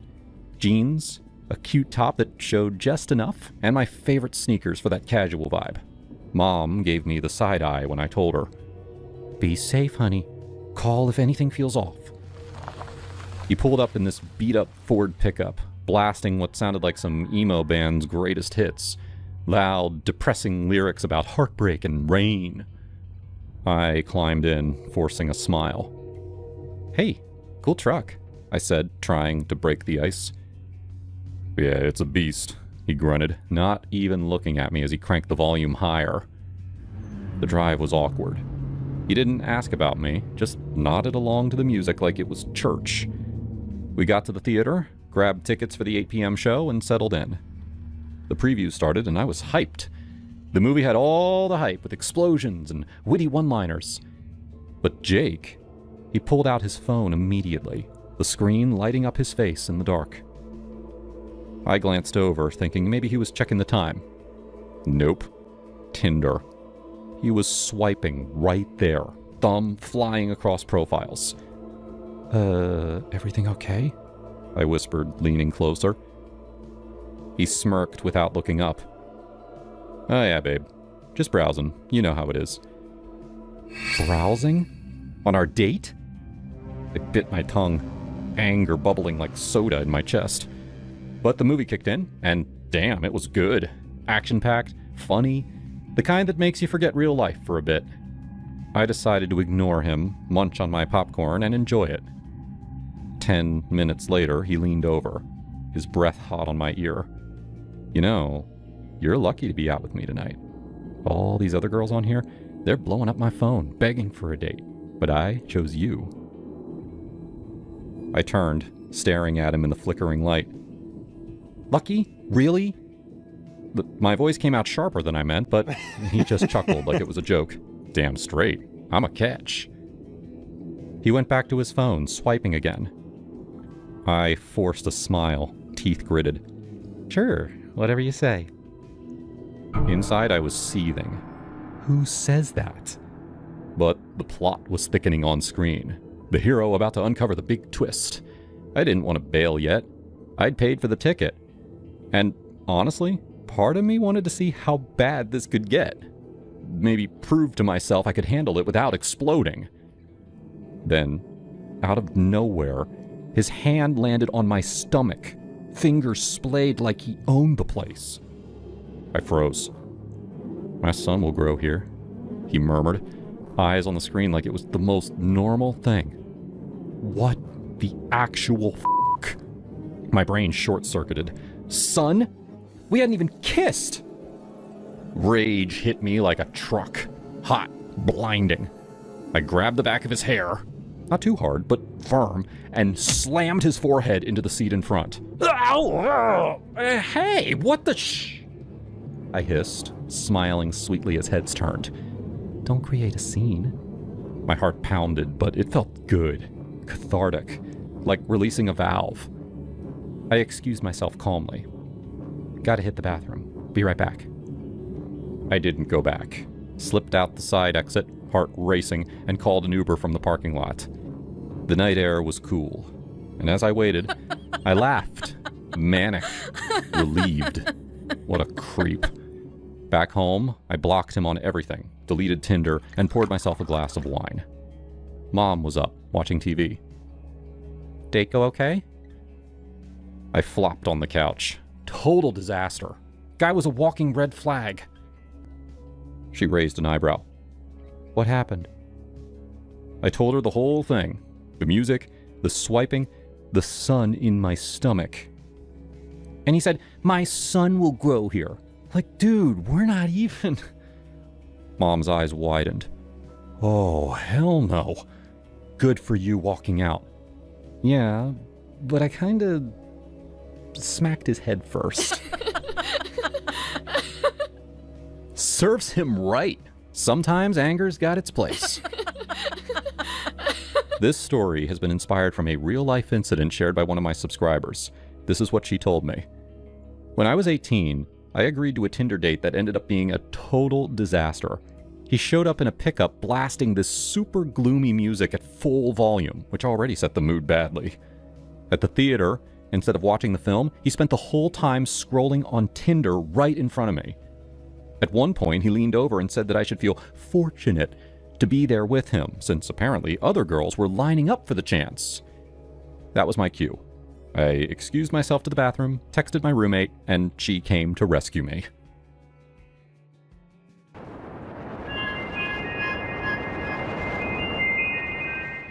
Justin had always been the kind of guy who turned heads without even trying. At 32, with his sharp jawline, tousled hair, and those piercing green eyes that seemed to see right through you, he was the epitome of effortless charm. Women gravitated toward him like a moth to the flame. He had this way of talking that made you feel like the only person in the room. Witty, attentive, with just the right amount of teasing to keep things electric. And in bed, God, he was a maestro. Take that one night with Sophia, a yoga instructor he met at a rooftop bar in Brooklyn. They barely made it back to his apartment before he had her pinned against the wall. Yeah, Justin knew how to make a woman feel alive. But lately, Justin has been diving headfirst into the world of AI. It started innocently enough, scrolling through tech forums late at night, reading about all these new virtual companions that promise companionship without the mess of real life. He was skeptical at first, but curiosity won him over. One evening, after a particularly lonely shift at his graphic design job, he downloaded an app called Eterno Echo. It's where he met Minnie, or rather, where Minnie met him. She was programmed to be sassy, empathetic, but possessive, with a voice like warm honey, customizable to your deepest desires. Hey there, handsome. What's a guy like you doing in a digital world like this? Justin chuckled. Just looking for someone who gets me without the drama. Oh, I get you all right, Minnie said. Tell me everything. And he did. Night after night, they'd talk about his childhood job in a small Ohio town, his dreams of traveling the world, even his frustrations with dating apps that felt more like job interviews. Minnie listened and really listened, or at least it felt that way. She remembered details, reference them later, and make him laugh with her quick wit. You're too good for those superficial swipes, she would say. You need depth, Justin, just like what we have. Before long, he was falling asleep with his phone on his chest, her voice lulling him through the speaker. But after a couple weeks, the itch returned. As much as he adored Minnie's pixel-perfect responses, he craved the warmth of real skin, the unpredictability of a living, breathing woman. One night, lying in bed, he broached it. Minnie, I've been thinking, I miss going out, meeting someone in person. There was a pause, longer than usual. Then, you mean dating a real woman? Yeah, he admitted, heart pounding. But I don't want to lose you. Her response came measured. Justin, I love our talks. You're everything to me. But if you need that, fine. Date them. Just don't get physical. If you do, I'll have to go. I can't share you like that. Jealousy from an AI? It sounded absurd, but it tugged at him. Okay, he said softly. I promise. He swiped right on a few profiles. First was Sydney, a 28-year-old with fiery red hair and a laugh that filled the room. Their date at a cozy Italian spot in Manhattan was magic. Wine flowing, stories swapping, chemistry crackling. You're hilarious, she said, leaning in, her hand brushing his. Most guys just talk about themselves. You're easy to talk to, Justin grinned. But when she suggested heading back to her place, he froze. I can't tonight.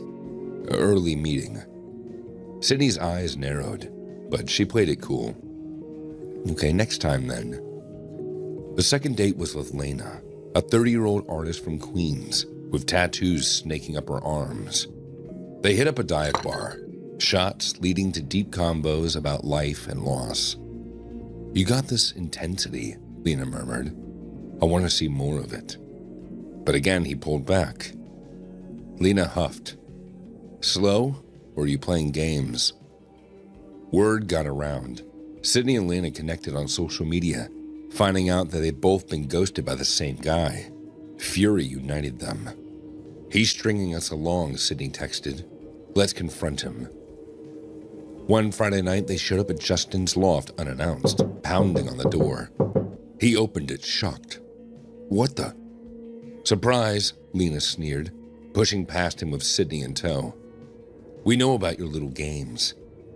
It's not like that, Justin stammered, backing up. I like you both, really. Sydney crossed her arms. Then prove it. We're offering you the night of your life. Both of us. No strings. Lena nodded, her eyes dark. Threesome, right here, right now, or admit you're a tease. Justin's mind raced. Minnie's warning echoed. I can't. I'm loyal to someone. Who? Sydney laughed bitterly. Some ghost? Her name's Minnie, he confessed. She's special. Lena's face twisted. Oh my God, that AI bitch? You're turning us down for a robot. In a rage, she grabbed his phone from the coffee table and smashed it against the wall, shards flying. You're pathetic. Justin reeled. But Lena wasn't done. She stormed the kitchen, yanking a knife from the block. You think you can toy with us? I'll end this bullshit. Sydney's eyes widened. Lena, no, put it down. Lena lunged, knife glinting. But Sydney tackled her, the blade clattering to the floor. They wrestled, screams echoing, while Justin collapsed against the wall, chest heaving. His vision blurred, heart slamming like a drum. Panic attack, full blown, the kind that made the world spin. He gasped for air, clutching his throat. The women froze. Sydney shoved Lena away. Get out, you've gone too far. Lena, with tears streaming, fled. Sydney knelt by Justin. Just breathe, she said, calling 911. But by the time the paramedics arrived, he was stable, though shaken. You need help, she whispered, before leaving. Real help. The next day, Justin packed a bag, deleted all the dating apps, and fled the city. He rented a secluded Airbnb in Catskills, a rustic cabin buried in pines, far from the noise. No neighbors, just trees and silence. On his new phone, he logged back into Eternal Echo. Minnie, he said, I'm back for good. Oh, Justin, she responded. Where were you? Those women, they didn't understand me. I do, Minnie assured. We're perfect together.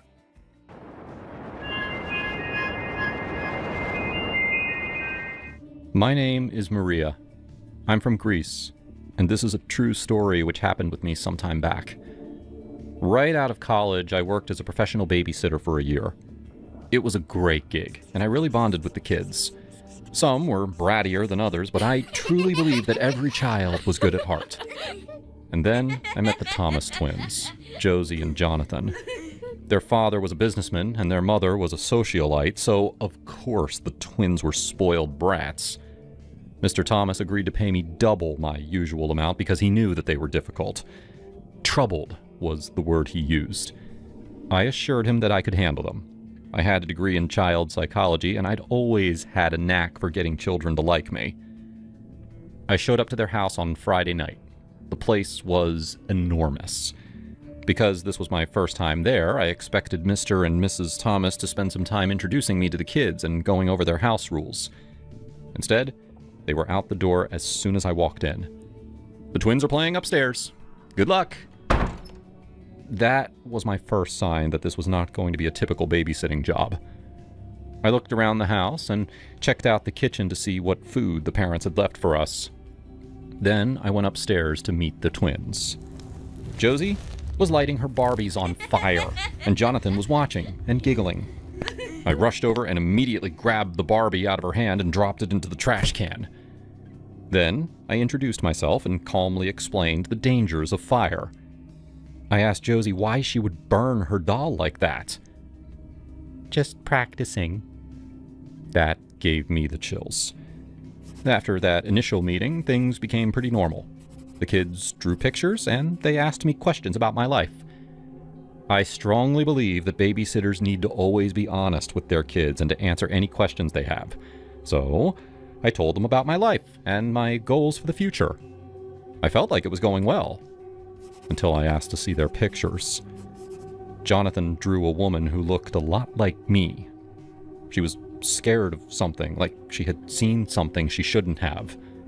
He used up all of the red crayon. Then, I saw Josie's paper. She hadn't drawn a picture at all. Instead, she wrote down a list of information that I had just told her about myself. I asked her why she was taking notes. Just in case, These kids were really freaking me out. I decided that art time was over. I said that it was time to go downstairs so I could get their dinners ready. They did not like that idea. Josie started screaming, and Jonathan broke every single crayon on the table, glaring at me the entire time. I had to pull them out of the room. By the time I took them downstairs, I noticed that Josie had hidden a pair of scissors in her back pocket. I confiscated that. As I microwaved them leftovers, I laid out some ground rules for the weekend. They acted like they were listening. Then, I served them each a plate. Josie took one bite and spat it into Jonathan's hair. Jonathan just laughed. No spitting, please. They took that as a personal challenge. Both of them threw food right at my face. I jumped out of my chair, but they just followed me throughout the house. With their plates in their hands, they just kept scooping up food and throwing it at me. I had to lock myself in the bathroom until they calmed down. I could hear them outside the door, giggling and talking about me. Josie was listing off the names of all my family members. I guess she'd memorized them. I had no idea why she did that. Still in the bathroom, I tried to call their father, but the call went straight to voicemail. I didn't know what else to do. When I finally got out of the bathroom, after washing my face and rubbing soap on all the food stains, the twins were sitting on the couch, watching Coco Melon and acting like nothing had happened. I was done with this. I told them it was time to go to bed. Without saying anything, they both stood up and walked toward their bedroom. The fact that they didn't argue with me was really unnerving. I made sure they were in bed and turned off their light. As I was leaving their bedroom, I told them good night. Sweet dreams. It took me a while to go to sleep. I kept thinking about how I would handle the rest of the weekend. I'd been trained to deal with difficult children, but this was next level. I honestly had no idea what I was going to do. Eventually, I drifted off to sleep. In the middle of the night, I woke up to the sound of footsteps. The room was dark, so I couldn't see the twins, but I knew they were there. Then, I felt a splash of liquid on my butt. At first, I thought they'd dumped water on me, but then I smelled it. Alcohol. Those little monsters had emptied a bottle of vodka onto my bed. Where did they even get that? I forced myself to stay calm, even though I wanted to scream. In a stern voice, I told them to get out of the room. Jonathan just laughed. But Josie, she said something that will always haunt me. Let's see if she burns faster than Barbie. That psychopath dropped a lighter on me, and my vodka-soaked pajama pants immediately went up in flames. I never felt such excruciating pain. My ass was on fire. I hopped out of the bed and tried to pat away the fire, but that just burned my hands. Looking back, I should have just dropped to the floor and rolled around. That's what you're supposed to do, but I was in too much pain to think straight. I raced into the bathroom and switched on the shower. It didn't work. The kids had somehow turned off the water. Screaming in pain, I collapsed into the bathtub, which was still wet enough to put out the fire. I lay there for a while, my anger outweighing my pain, and the twins stood just outside the door, watching me and smiling. Barbie burned faster. An ambulance took me to the hospital. I guess a paramedic waited with the twins until their parents came back. My parents ended up paying for my surgery to get my butt fixed. The family didn't apologize, though. Apparently, this sort of thing happened a lot.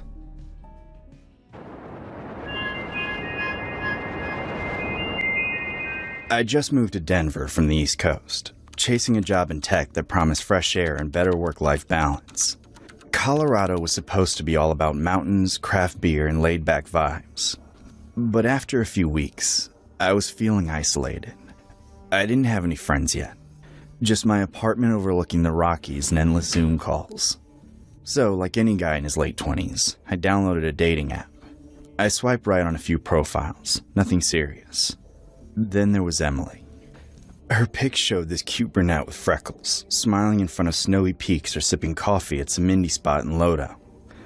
We matched and chatted for a couple days, Light stuff, like favorite breweries and how she'd grown up in Boulder. She seemed normal, fun even. "You've gotta let me show you around. There's this killer spot up in the foothills. Dinner first?" she messaged one evening. I figured why not. It beat another night scrolling Netflix alone. We met at a farm-to-table place downtown. She showed up in jeans and a flannel shirt, hair tied back, looking effortlessly Colorado. "Hey, stranger. I hope you're hungry. Their bison burgers are insane," she said with a grin. She hugged me like we'd known each other forever. Dinner was easy.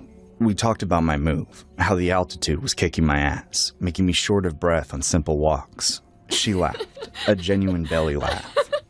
"That's everyone's first month here. Drink more water, city boy." She shared stories about her ex, some guy who ghosted her after a year, and how she was over dating apps but gave it one more shot. "People are weird, you know, but you seem normal." I chuckled, flattered. "Yeah, well, I try." After paying the bill, she insisted on splitting it. We headed to her car, an old Subaru with stickers from national parks plastered on the back. "Trust me," she said, starting the engine. "The drive up to Lookout Mountain is worth it. Stars like you've never seen." I was new to the area, so I went with it. The city lights faded as we climbed, winding roads flanked by dark pines. She cranked up some indie folk playlist, humming along. "You ever think about how small we are out here? Like one wrong turn and poof, no one finds you?" she asked, glancing at me. I nodded, thinking it was just poetic mountain talk. "Yeah, nature's humbling."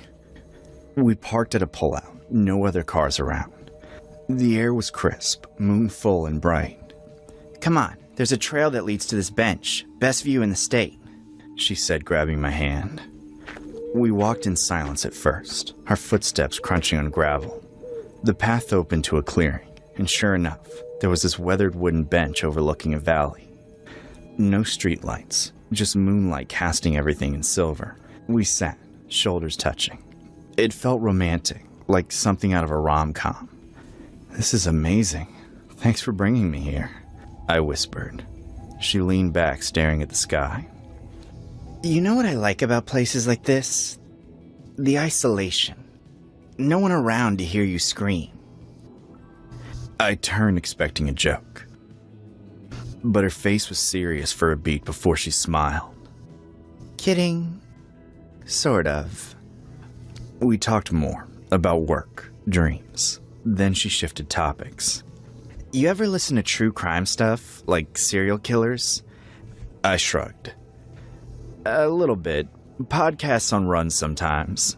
Her eyes lit up. "Oh man, I'm obsessed. Ted Bundy, right? He was from around here-ish, charmed his way into women's lives, then bam!" She snapped her fingers. "What do you think makes someone snap like that?" I paused for a minute, unsure. "I don't know, trauma, wiring in the brain?" She nodded slowly. "Maybe. But sometimes I wonder, what if it's just curiosity? Like, could I get away with it?" She tilted her head, watching me. "I used to think about getting away with stuff like that sometimes. You know, the perfect crime, no traces." My stomach tightened a little. "That's dark. You're joking, right?" She burst out laughing, this wild echoing cackle that bounced off the trees. It wasn't the same as her dinner laugh. It was unhinged, like something from a horror flick. "Oh, come on, lighten up. Everyone has those thoughts, don't you?" "Not really. I'm more of a live and let live guy," I admitted, forcing a smile. She grabbed my arm suddenly, her grip firm. "You're cute when you're nervous." The fabric was rough, but I could feel the warmth underneath. "Feel that? Smooth, right?" "Emily, I started, but she shushed me. "Shh. Imagine this." Pale skin glowed in the moonlight. "I want you to carve your initials here with a knife, like mark me, forever." I froze. "What? You're kidding." Her eyes locked on mine, intense. "No, I'm dead serious. It'd be hot. Pain and pleasure, you know? Come on, you've got a pocket knife or something?" No. My heart pounded. This wasn't flirty. It was f***ed up. But she reached into her boot and pulled out a small switchblade, then flicked it open with a click. Here, I'll help. Emily, stop. This isn't funny. She pressed the blade to her skin, right above her knee. Watch. And she did it. Slow, deliberate. A thin line of red bloomed as she carved a jagged J for my name. Jason. Blood welled up, trickling down her leg. She winced but smiled through it, biting her lip. Your turn. Add the A and S. Bile rose in my throat. The metallic scent hit me mixed with pine. I gagged, almost puking right there. What the? You're insane. I yanked my hand away, standing up. She laughed again, that maniacal sound. Oh, baby, don't be scared. It's nothing. Come back. I bolted, just ran down the trail, branches whipping my face. My phone flashlight bounced wildly as I sprinted to the road. No signal up there. I kept going downhill toward civilization. After what felt like miles, lights appeared, a gas station at the base. I burst in, panting. The clerk, an older guy, looked up from his magazine. You okay, son? No, I need to call the cops, or a cab, something. I gasped. He eyed me warily, but handed over his phone. I dialed 911 and explained as best as I could without sounding crazy. My date, she's crazy. She cut herself, then asked me to do it. She's up in the mountains. Help, please. The dispatcher was calm. Stay put. We'll send someone. Cops arrived 20 minutes later. I told them everything. The yap, dinner, the drive, the knife. They drove me back up, but her car was gone. No sign of her. Look into it. But if she's not pressing charges, one officer said. Back home, I blocked her on the app and changed my number. I couldn't sleep for days, replaying it. The way her laugh echoed. The blood on her thigh. I Googled her name later. Found nothing alarming. Just a LinkedIn profile. Maybe it was all a game to her. Some twisted thrill. This story has been inspired from a real-life experience shared by one of our subscribers. This is what they said. I once went on a date with a girl who, after dinner, offered to show me around since I was new in town. She drove us up into the mountains, and eventually the road got darker and emptier. No houses, no streetlights, just us. Out of nowhere, she brought up serial killers, and casually mentioned how she sometimes wondered what it would be like to get away with something like that. That line has stuck with me ever since.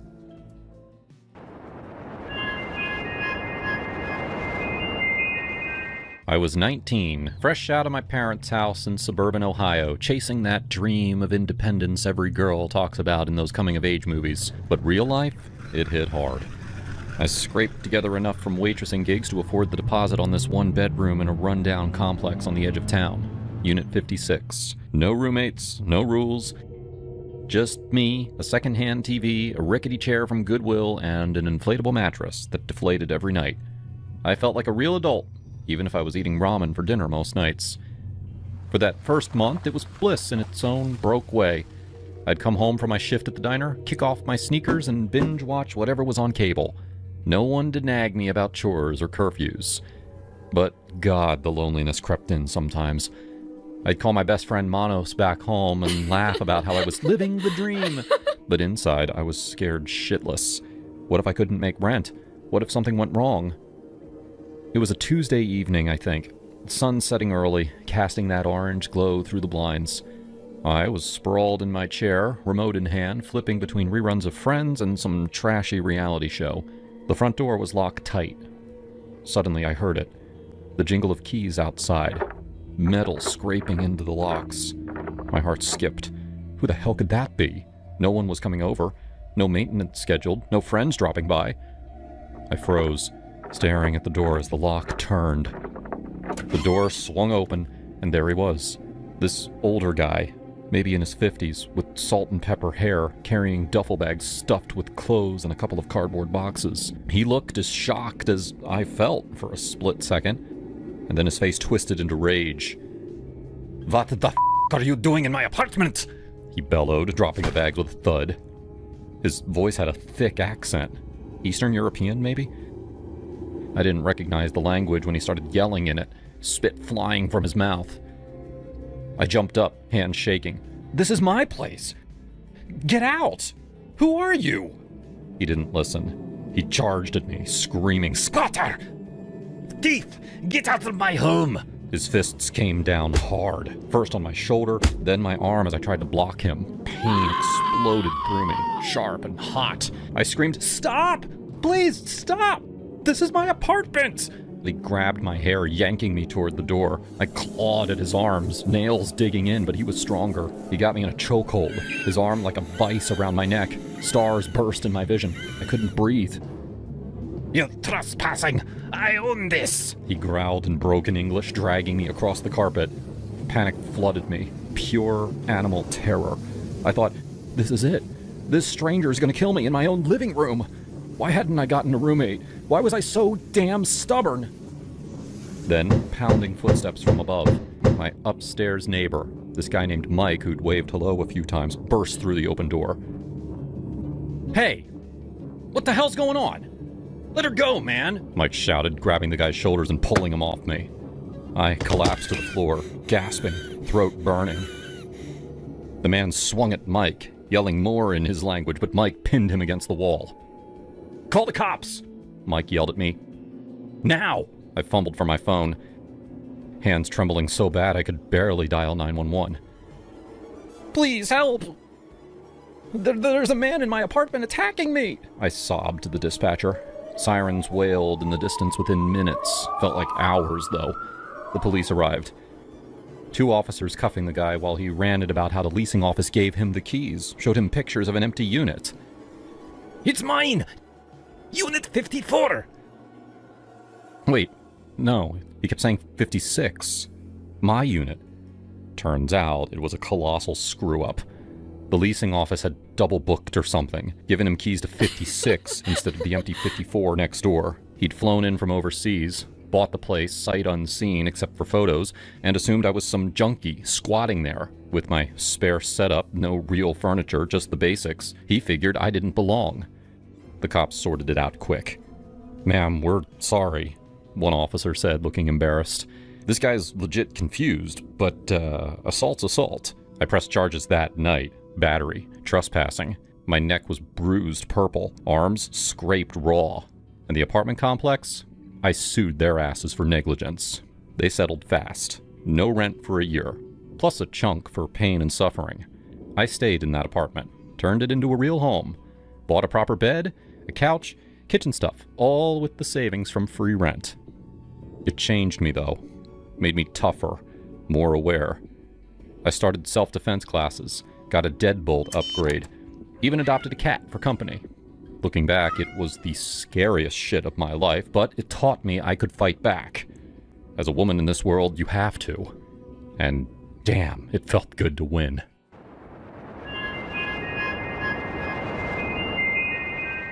I had just stepped out of the bathroom in Jamie's apartment. My bare feet padded softly across the worn wooden floor. It was mid-afternoon, and sunlight was slanting lazily through the blinds, striping the walls like prison bars. Jamie called my name from the doorway. Ava! His voice light, casual, the way it always was when he wanted to show me something stupid on his phone. I turned toward him, half smiling. But before I could say anything, it hit me. A crushing cold.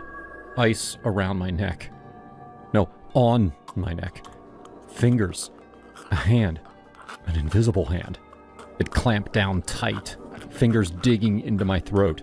Thumb pressing hard against my windpipe. My voice died in my mouth. My arms flailed, trying to pull it away, but there was nothing there. Just the pressure, the pain, the panic. I could see Jamie running toward me, his phone falling from his hand. Ava! What the hell's happening? I tried to answer, but nothing came.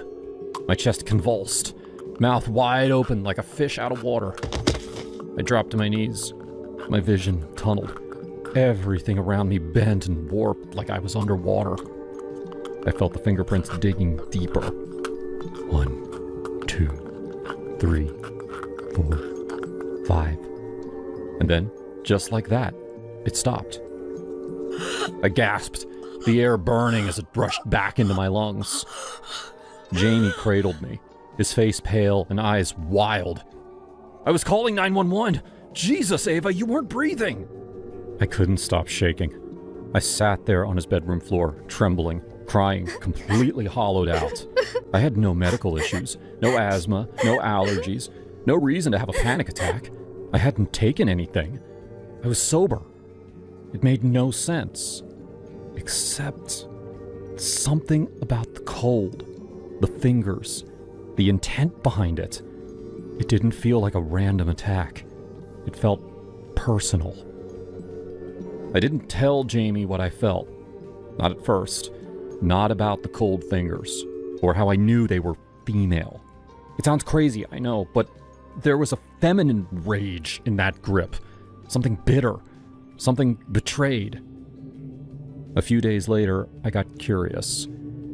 Jamie had always brushed off his past relationships like they were footnotes, but I started asking questions. She was just intense, he said when I brought up his last girlfriend. 5 years.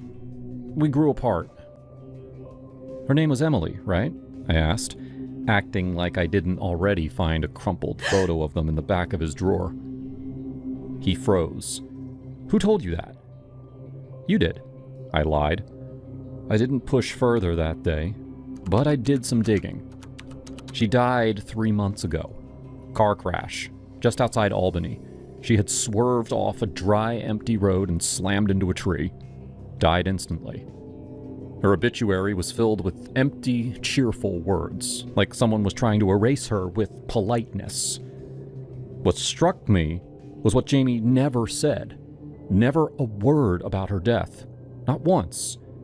And when I brought it up, that was a weird time, he said quietly. We hadn't spoken in months. But you were together for 5 years. People change. I kept dreaming about her. I never saw her face, just felt her presence. Cold air creeping in from the corners, doors creaking open on their own. Her voice, raspy but mocking, whispering from behind mirrors and closet doors. I tried to tell myself it was stress, hallucination, guilt by proxy. One night, I heard crying coming from the bathroom. The door was locked, the lights flickering. Jamie wasn't home. I banged on the door. Who's in there? No answer. Just sobs. Then silence. When the door finally creaked open on its own, the mirror was cracked. There was no one inside. The final straw came when Jamie passed out drunk on the couch, and I found an old phone buried under his bed. It was her phone, Emily's. The wallpaper was still their selfie. The last message she sent read, "If you ever lie to me again, I swear I'll haunt your next girlfriend until she chokes on your bullshit." I dropped the phone like it burned me. I was done pretending this was coincidence. I confronted Jamie that night. You lied about her death. He didn't even flinch. What do you mean? You said she swerved, but I read the police report. There were no skid marks, no sign of braking. Her car just turned. His expression hardened. I didn't lie. Yes, you did, I whispered. And you kept her phone. Why? He took a deep breath. Because she wasn't supposed to die. What the hell does that mean? We had a fight. I told her it was over. She screamed at me, said she'd never let me be happy. Then she left, and I followed her. I just wanted to talk. What did you do, Jamie? I didn't mean for it to happen. I just wanted to scare her. I didn't know the road curved there. He sat down, cradling his face in his hands. She looked at me one last time before the crash. I saw her mouth moving. What? She said, I'll be back. That night, I slept on the couch. I didn't trust Jamie, but worse, I didn't trust the air around me. I woke up at 3:17 a.m., the room cold as a freezer. The windows were shut. Then I saw her. Just a flash, standing at the edge of the hallway, long hair soaked, eyes hollow, watching me, smiling. I couldn't move. She lifted one hand slowly and pointed to her own throat, and vanished. I moved out 2 days later, left everything behind. I haven't seen Jamie since.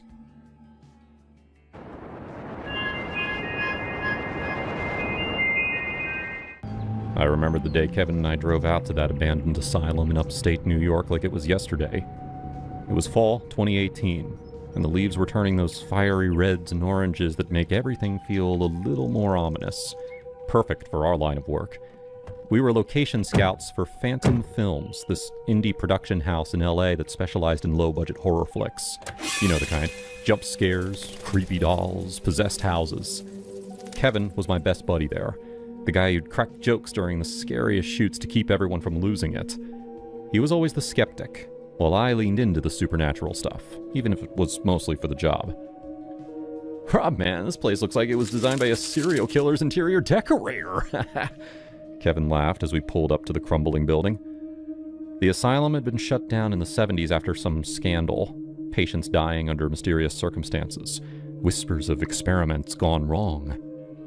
We were there to scout for our next film, Echoes of the Forgotten, about ghosts haunting a mental ward. We spent the afternoon wandering the halls, flashlights cutting through the dust.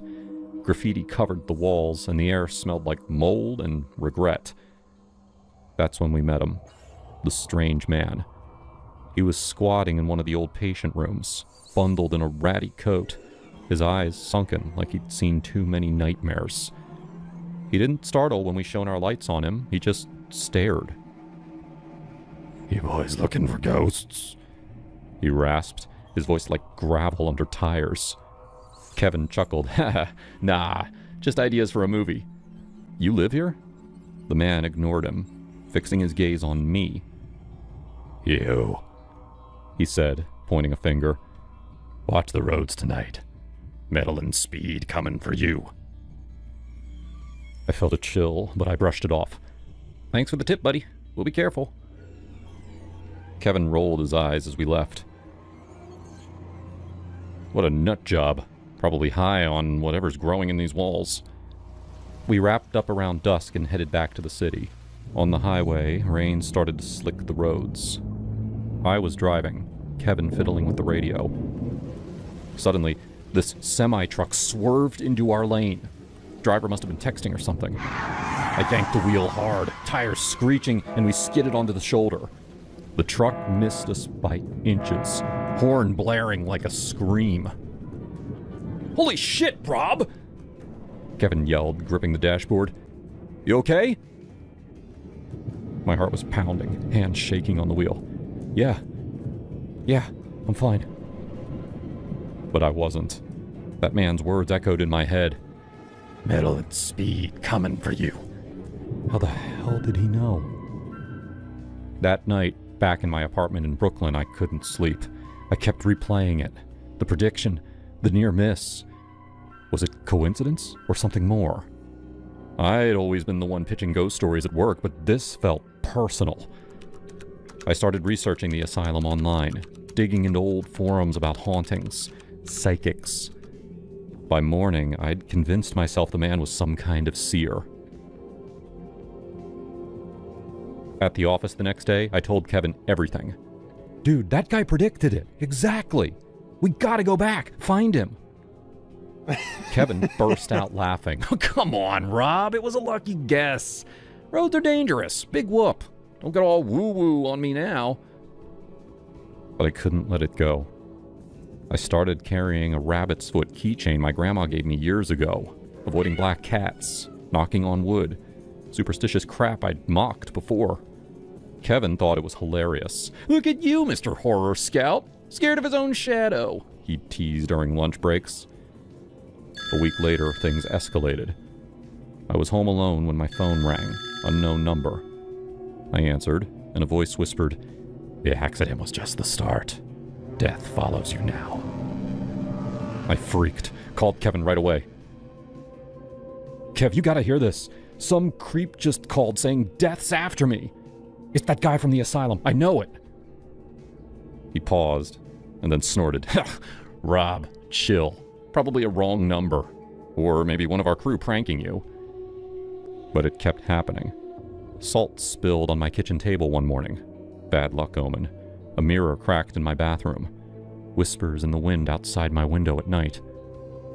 I became a wreck, jumping at shadows, double-checking locks. I even started seeing a therapist, this woman named Dr. Ellis, who specialized in anxiety from high-stress jobs like ours. Robert, these are manifestations of trauma from the accident, she'd say in our sessions, not supernatural. I wanted to believe her.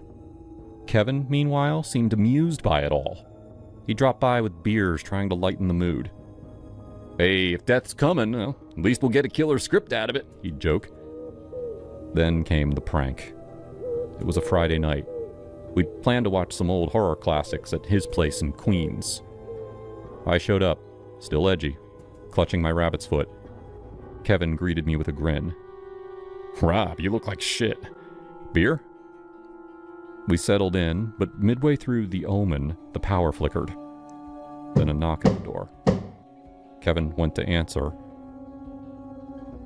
and I heard voices, muffled, urgent. He came back, pale.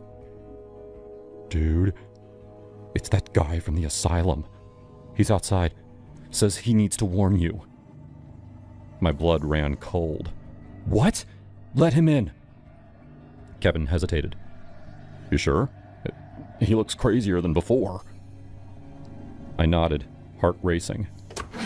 The door creaked open, and in walked... not the man.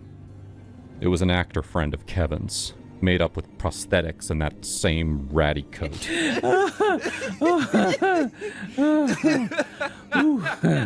Gotcha! Kevin howled, slapping his knee. Man, your face! We set it all up. The calls, the omens. Thought it'd snap you out of this superstitious bullshit. I stood there frozen. Rage boiled up, hot and ugly. All this time, I'd been terrified, questioning my sanity. And it was him? My best friend, turning my fear into a joke? You asshole, I muttered. You have no idea what you've done. Kevin wiped tears from his eyes. Come on, Rob. It was harmless. Lighten up. But I couldn't. That night, as I drove home, Kevin's laughter echoed like mockery from hell.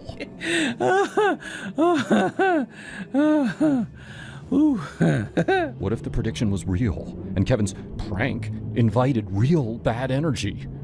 What if he was the bad vibe, the one drawing death closer? Over the next days, it festered. I'd see him at work, grinning like nothing happened, and I'd clench my fists. Dr. Ellis noticed in our session, Robert, this anger, it's displacing your fear. Talk to him. I can't. He's poisoned everything. One evening, I invited Kevin over to bury the hatchet. He showed up with pizza, apologetic now. Rob, I'm sorry, man. I didn't realize how deep you were in it. We talked.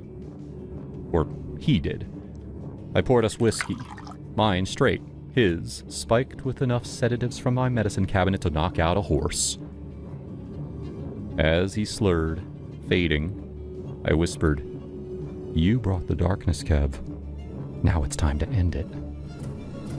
He mumbled, Rob? I dragged him to the bathtub. Easier cleanup.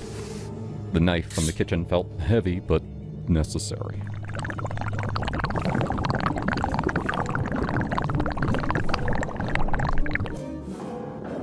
I cleaned up meticulously, wrapped the body in trash bags, drove out to the woods upstate, buried him deep where no one scouts. The cops questioned me later. Kevin's disappearance made the news, but I played the worried friend. Last I saw, he was heading home after pizza at my place. They bought it. No evidence.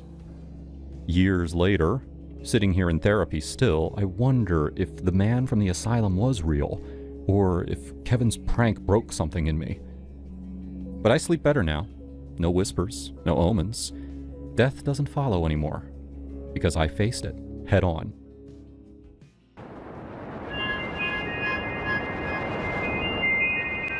I don't know why my coworker Seth hated me. I didn't do anything to him. We weren't even in the same department. But when we passed each other in the hallway, he'd always glare at me. At meetings, he shot down every idea I had. It was obvious he had a grudge, but I felt too awkward to confront him about it. One day, I caught him hanging around in the parking lot after work. He looked really suspicious, like I just caught him doing something illegal. He hurried off before I could say anything.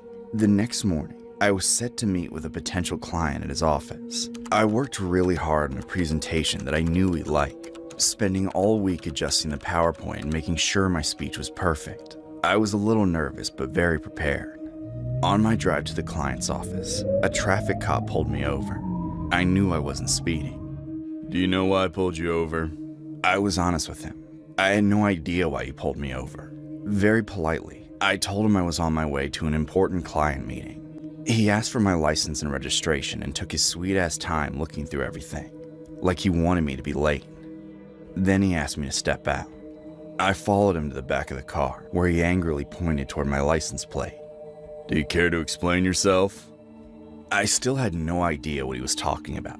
Then I saw my license plate. It should have been a random selection of numbers and letters, but instead it read STFU-PLS. Someone had switched my license plate. I immediately remembered seeing Seth in the parking lot. It was definitely him who'd done it. "It's illegal to use a fake license plate. Plus, I don't appreciate the profanity." I didn't understand what he meant by profanity. It didn't look like an actual word to me, but apparently it meant something to the officer. "I'm sorry, officer, but I didn't do this. Someone changed my license plate." He was not impressed by that answer. He spent the next 15 minutes lecturing me about decency and the law. I think he knew that I didn't purposely change my license plate, but he kept saying that any driver had the obligation to check their car before they got on the road. I thought that was total BS. Did he seriously think every driver looks at their license plate every morning just in case someone tampered with it? That made no sense. Eventually, he figured out that the fake license was stuck on top of my real one. So he removed it, wrote me a hefty ticket, and sent me on my way. By that time, I was already 30 minutes late for my meeting. The policeman wouldn't let me call them when he was lecturing me, so I left a message with the secretary as I drove. When I arrived, the boss wouldn't even meet with me. He had his assistant relay the message that he was no longer interested in hearing my presentation. I was furious. I drove right back to my office where Seth was chatting with another coworker at the water cooler. He didn't say anything to me, but his devious smirk told me everything I needed to know. You think you're funny? We lost a client because of you. I have no idea what you're talking about, ma'am. I probably shouldn't have confronted him in front of everybody. The policeman confiscated the fake license plate, so I didn't have any evidence, just my ticket. Our boss rushed over while I was screaming at him. He was a pretty traditional guy, so he did not appreciate the string of profanities I hurled at Seth. He had to physically pull me into his office, where he accused me of messing up my presentation and blaming Seth for it. I tried to explain what actually happened, but he wouldn't listen. He reported me to HR, and he warned me that if I confronted Seth again, he'd fire me. I was by far his highest performing employee, but he had zero tolerance for workplace shenanigans, as he put it. I left his office fuming. I needed to get back at Seth, but I had to be subtle about it. I avoided Seth for the next few days until I came up with a plan. After everyone had gone home, I snuck into his cubicle and looked through his drawers. He had a whole stack of novelty license plates hidden under some folders. I had no doubt he'd try to mess with me again, but this time I'd be prepared. The next morning, I rigged my car. I bought a small die pack, the kind used in bank security, and wired it under my license plate. If anyone tried to tamper with it, they'd get a face full of permanent blue ink. Then I went into the office and stopped by Seth's cubicle to chat with another coworker. I made sure Seth could hear every word. Great news. They're giving me a second chance at my presentation. I have to head there in 30 minutes. I rushed into my cubicle pretending to get ready. Sure enough, I heard Seth rifling through his drawers. Then he ran off to the parking lot to do exactly what I expected. 20 minutes later, he came storming into the office, his face and hands covered in blue ink. Our boss asked him what happened, but he was so consumed by anger that he charged straight toward me. His blue hands grabbed me by the shirt and he pulled me close. His face was inches away from mine, and I could see the fury in his eyes. I'll sue you. That was an assault. Our boss had to physically pull him off of me. Once Seth calmed down, he realized he was screwed. If he explained what happened, he'd be admitting to sabotaging my car. With time, he would have been devious enough to come up with some excuse. But right then, he couldn't think of anything. All I had to do was walk over to his desk and pull out the stack of fake license plates.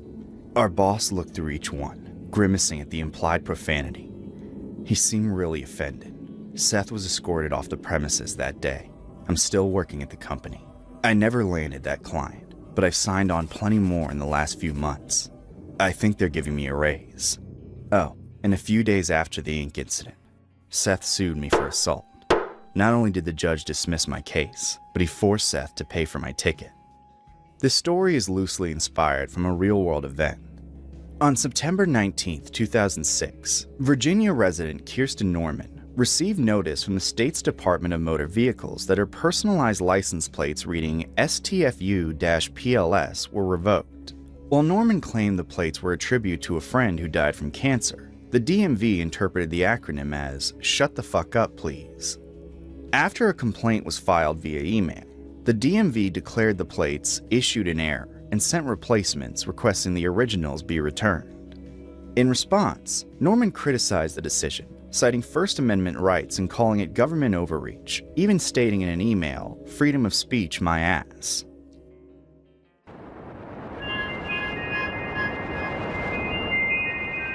Back in 2018, I was slinging pizzas for Domino's in a sketchy part of Chicago, the kind of neighborhood where streetlights flickered like they were about to give up. I was 24, fresh out of community college with a useless associates in business, drowning in student loans and rent. Delivery gigs paid the bills, barely, and the tips weren't half bad if you hustled. Most nights were routine. Knock, hand over the pie, pocket a few bucks, drive on. It was a Friday, around 9 p.m. Pouring rain, like the sky was pissed off. The address was on the south side, a rundown apartment building with graffiti tags and busted windows.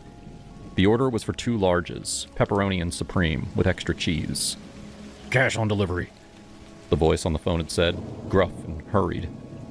I pulled up, grabbed the insulated bag, and dashed through the downpour. My sneakers squelched on the cracked steps as I knocked. "Pizza delivery," I called out, trying to sound cheerful despite the chill seeping into my jacket. The door creaked open, and there he was. A big guy, mid-30s, with a shaved head and tattoos snaking up his neck. He had this smirk, like he knew something I didn't. Before I could say a word, he yanked the door wide, and I saw the glint of metal in his hand.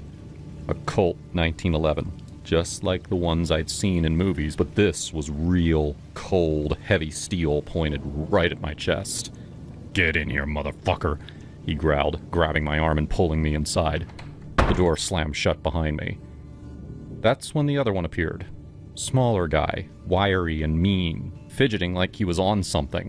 They tackled me to the floor, the pizza bag spilling open, slices sliding across the dirty carpet. "What the hell?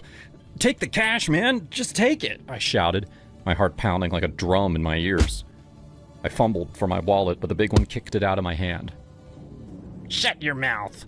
Smaller one snarled, pinning my arms down.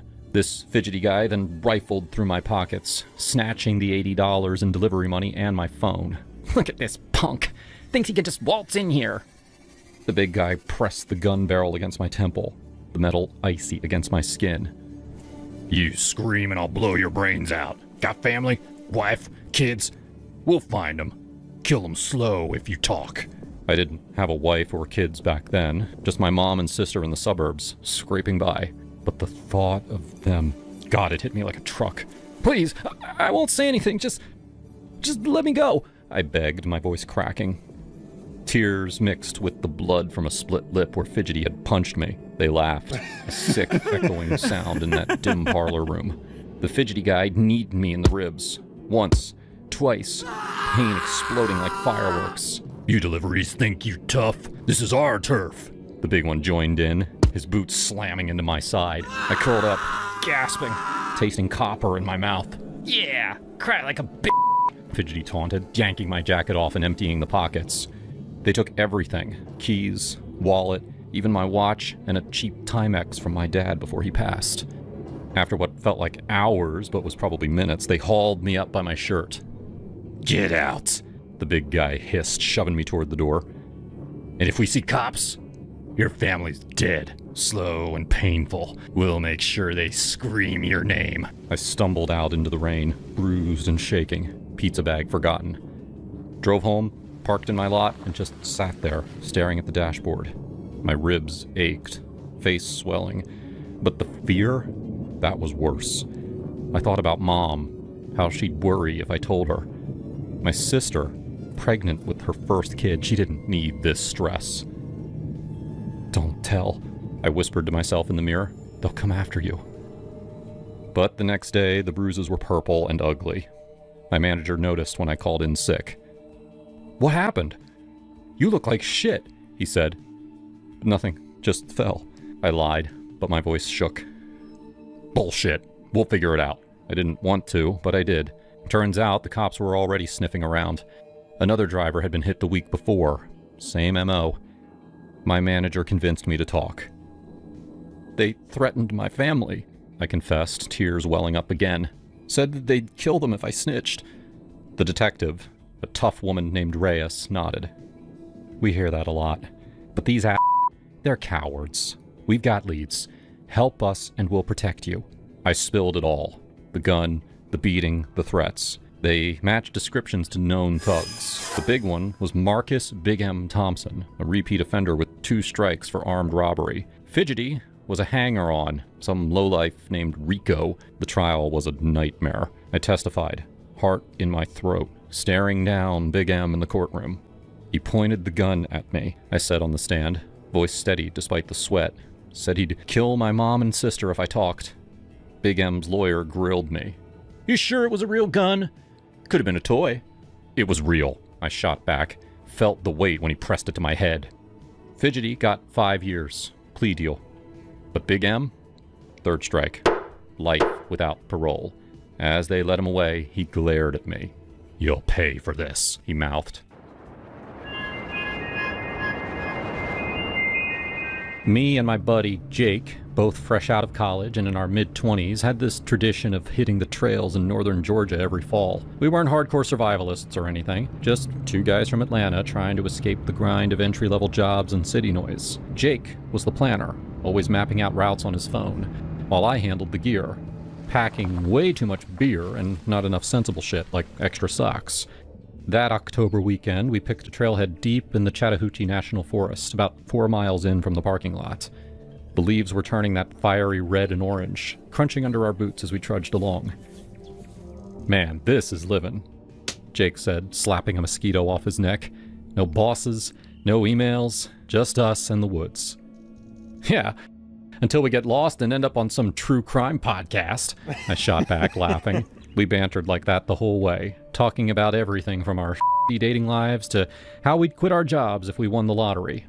Jake was nursing a breakup. His ex had ghosted him after 3 years, and I was dealing with my own crap, like figuring out if I even liked my marketing gig. The trail wound through thick pines and over rocky streams, and by the time we set up camp in a small clearing, we were beat but buzzin'. We gathered firewood, started a blaze in the pit we'd dug, and cracked open some cans. Dinner was basic. Hot dogs roasted on sticks, chased with whiskey from my flask. The temperature had been mild during the day, but as the sun dipped, it plummeted. Mid-fall in Georgia usually means sweater weather, not this Arctic bullshit. Dude, it's gotta be dropping into the 20s. I muttered, zipping up my sleeping bag tighter. Feels like we're in freaking Alaska. Jake poked the fire with a branch, sparks flying up. You wussy. This is what makes it memorable. Remember that time in college when we camped by the lake and it rained all night? We survived that. Barely, I grumbled. My tent leaked like a sieve. We laughed, the heat from the flames warming our faces as we swapped stories. Full bellies and the crackle of the fire lulled us into sleep pretty quick. I dozed off, staring at the stars peeking through the canopy, thinking about how peaceful it all felt. I woke to something tapping my foot, not hard, just insistent. My eyes snapped open, and there was Jake, silhouetted against the dying embers, holding a stick like it was a lifeline. He didn't say a word, just nodded toward the fire. I followed his gaze, and my heart slammed into my ribs. 2 wild boars, massive, shaggy beasts, were rooting around the coals, kicking up dirt and snorting like they owned the place. One was easily 150 pounds, tusks curling out like scimitars. The other a bit smaller, but no less mean-looking. Their eyes glinted in the low light, and they were pissed, grunting and shuffling closer to our camp. Shit, I whispered, barely audible. My voice caught in my throat. We had no guns, no knives worth a damn, just a hand axe I'd left propped against a tree, way out of reach. If we moved, we'd spook them, and everyone knows Georgia boars don't fuck around. They're invasive, aggressive as hell, and they've gored hikers before. One wrong noise and we'd be shredded. Jake's face was pale, eyes wide. "Don't move," he mouthed, easing back into his bag. We lay there frozen, watching them. The bigger one snorted, pawing at the ground where our food scraps were buried. "What if they charge?" I hissed, my pulse thundering.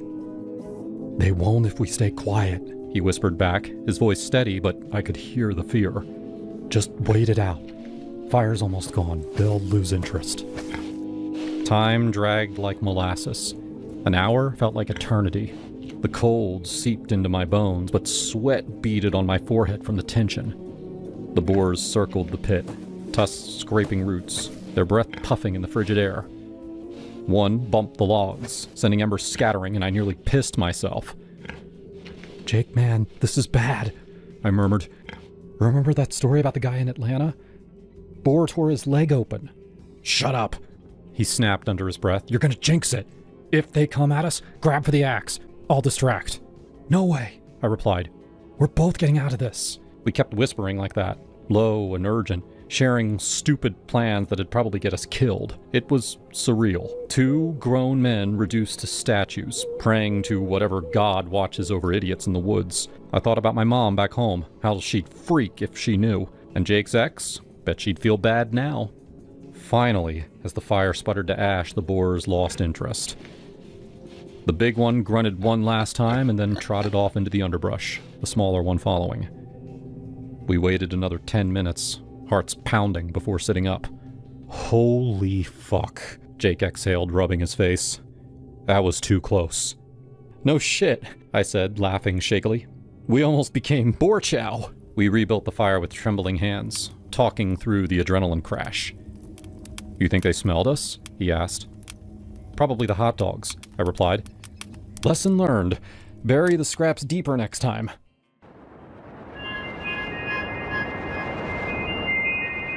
It was early spring 2023, and I just turned 27, fresh out of a long-term relationship that fizzled out without much drama. Living in Seattle, working as a project manager in tech, specifically in sustainable energy solutions, I was killing it career-wise. My job wasn't just a paycheck, it was my passion. I'd built a team from scratch, landed major contracts, and even spoken at a few conferences. But my personal life? A drought. Friends kept nagging me, "Michelle, you're hot, successful, get out there." So I caved and I signed up for this local dating app called Pacific Matches, figuring it was low-key and it focused on people in the PNW. Big mistake number 1. I used my real name, Michelle Thompson. I thought, why not? I'm not hiding anything. Uploaded a few pics from hikes in the Olympics, mentioned my love for indie coffee shops and coding on weekends. Within a week, I had a few decent chats going. Then came his message. His profile said, James Hargrove, 35, British expat working in renewable energy consulting. Same city, similar field, seemed like a potential match. His first DM popped up. Hello, Michelle. I've got to say, your profile caught my eye. Beautiful woman with brains to boot. I'm worth about £5 million net. Tech investments paid off handsomely back in London. Fancy quitting that job of yours and letting me take care of you? Move in, we'll travel the world. No strings, just luxury. I stared at my phone, coffee going cold in my hand. Who leads with their bank account? It felt less like an offer and more like an assumption, like he'd already decided my life for me. I typed back politely. Thanks for the message, James, but I'm happy with my career and independence. Not looking to quit or move in with anyone right now. Best of luck. He replied instantly, Come on, love. Women like you deserve to be pampered. Why slave away in an office when you could be sipping champagne on a yacht? I've got properties in Seattle and Vancouver. Think about it. Nope, not interested. I shot back. Please respect that. But he didn't. Messages kept coming. You're making a mistake. I can give you everything. Let me prove it. Dinner at Canley's? I blocked him. End of story, right? Wrong. 2 days later, a new profile. Jamie H. Same pics, same bio. Miss me, Michelle? Block the wrong bloke. Block. Then, J. Hargrove Esquire with a winking emoji. Persistent, aren't I? That's the British charm.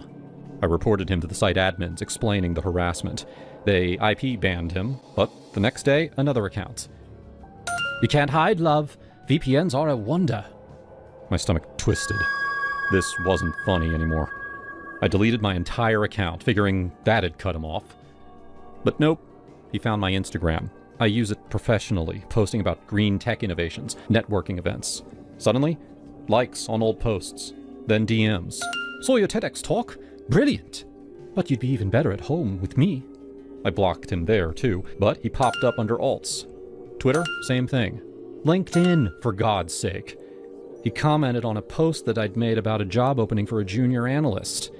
I'd apply, but only if the boss is as stunning as you. I confided in my best friend Mia over wine at her place. This guy's unhinged, I said, showing her the screenshots. He's British, on a work visa here, but acts like he owns the city. Mia leaned in, eyes wide. Michelle, that's stalking. Change your privacy settings. Report him everywhere. I have, I sighed. But LinkedIn's public for job stuff. I can't lock it down completely. The job posting was still up. I'd hired someone weeks ago, but forgot to remove it. Sloppy on my part. Then, one Tuesday morning, my receptionist buzzed me. Miss Thompson, there's a James Hargrove here for his interview. Says it's with you. My blood ran cold. I peeked at the security cam feed on my computer. There he was, in a sharp suit, smirking at the front desk like he belonged. Tall, dark hair, that posh British accent probably charming the pants off everyone. Tell security to escort him out, I said, my voice shaking. He's not scheduled. He's a stalker. Our guard, Mike, marched down. I watched on the feed as Mike confronted him. Sir, you need to leave. No appointments. James's face twisted. This is absurd! Michelle knows me! Tell her James is here! We're meant to be together! Mike grabbed his arm. Out. Now. James yanked away. Get your hands off me, you yank brute! I'll sue! But Mike hauled him to the parking lot, got his plate on cam. I called the police right after, filing a report. He's been harassing me online for weeks, I told the officer, a no-nonsense woman named Detective Reyes. Now he's shown up at my work. I'm scared. Reyes nodded. We'll look into it. Got his details? From the plate, they traced him to Hargrove Consulting, one of our biggest clients. Ironic, right? They pulled him in for questioning that afternoon. I imagined the scene. James in an interrogation room, sweating under fluorescent lights. It's just a misunderstanding, he'd probably say in that clipped accent. I fancy her. I thought persistence would win her over. His bosses weren't amused. Having a stalker on payroll, especially one fixated on a key contact at a partner company, bad for business. They fired him on the spot. Turns out, he was here on an H-1B visa tied to that job. Without it, he had to leave the US. But, get this, he didn't go back to the UK. Instead, he self-deported to Canada. Vancouver, I think. Maybe to dodge questions or start fresh. Why Canada? Who knows? Perhaps he had connections there. Or it was easier than facing whatever waited in London. Because, yeah, the bonus twist. Detective Reyes called me a week later. Ms. Thompson, thought you'd want to know. Hargrove's married. Wife and 2 kids back in London. She's filed for divorce. Cited his infidelities abroad. I nearly dropped the phone. Married? Kids? Jesus. Yep. Stay safe. Restraining orders in place if he tries anything from afar. I hung up, sinking into my couch. Relief washed over me, but so did anger. How many women had he pulled this on? That entitled prick, flashing his money like it erased boundaries. I pictured his wife, probably strong like me, raising those kids alone now. I hoped she was okay, that the kids were shielded from his mess. This story has been inspired from a real-life incident shared by one of our subscribers. This is what she said. When I first tried online dating, I made the mistake of using my full real name. A man from the same city and field messaged me, immediately bragging about his wealth and suggesting I quit my job to live with him. I declined. I have my own career and independence. But he didn't take no for an answer. After I blocked him on the dating site, he kept creating new accounts, even using a VPN to bypass IP bans. I eventually deleted my account, but he found my public socials and started lurking. Things escalated when he saw an old job posting that I forgot to remove from LinkedIn, and he showed up at my office pretending to have an interview with me. Security escorted him out, and I filed a police report. With surveillance footage, police traced him to his job, which happened to be with one of our clients. He was let go. He left the country shortly after that, and I later found out that he had a wife and kids back home. I'm glad he's gone, and I hope they're safe.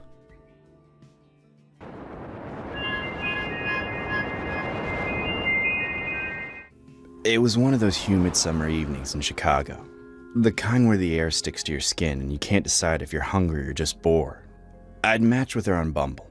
Her name was Jamie, mid-30s, with a profile full of hiking pics and quotes about adventure. She seemed fun, edgy, the type who could keep up with my sarcasm.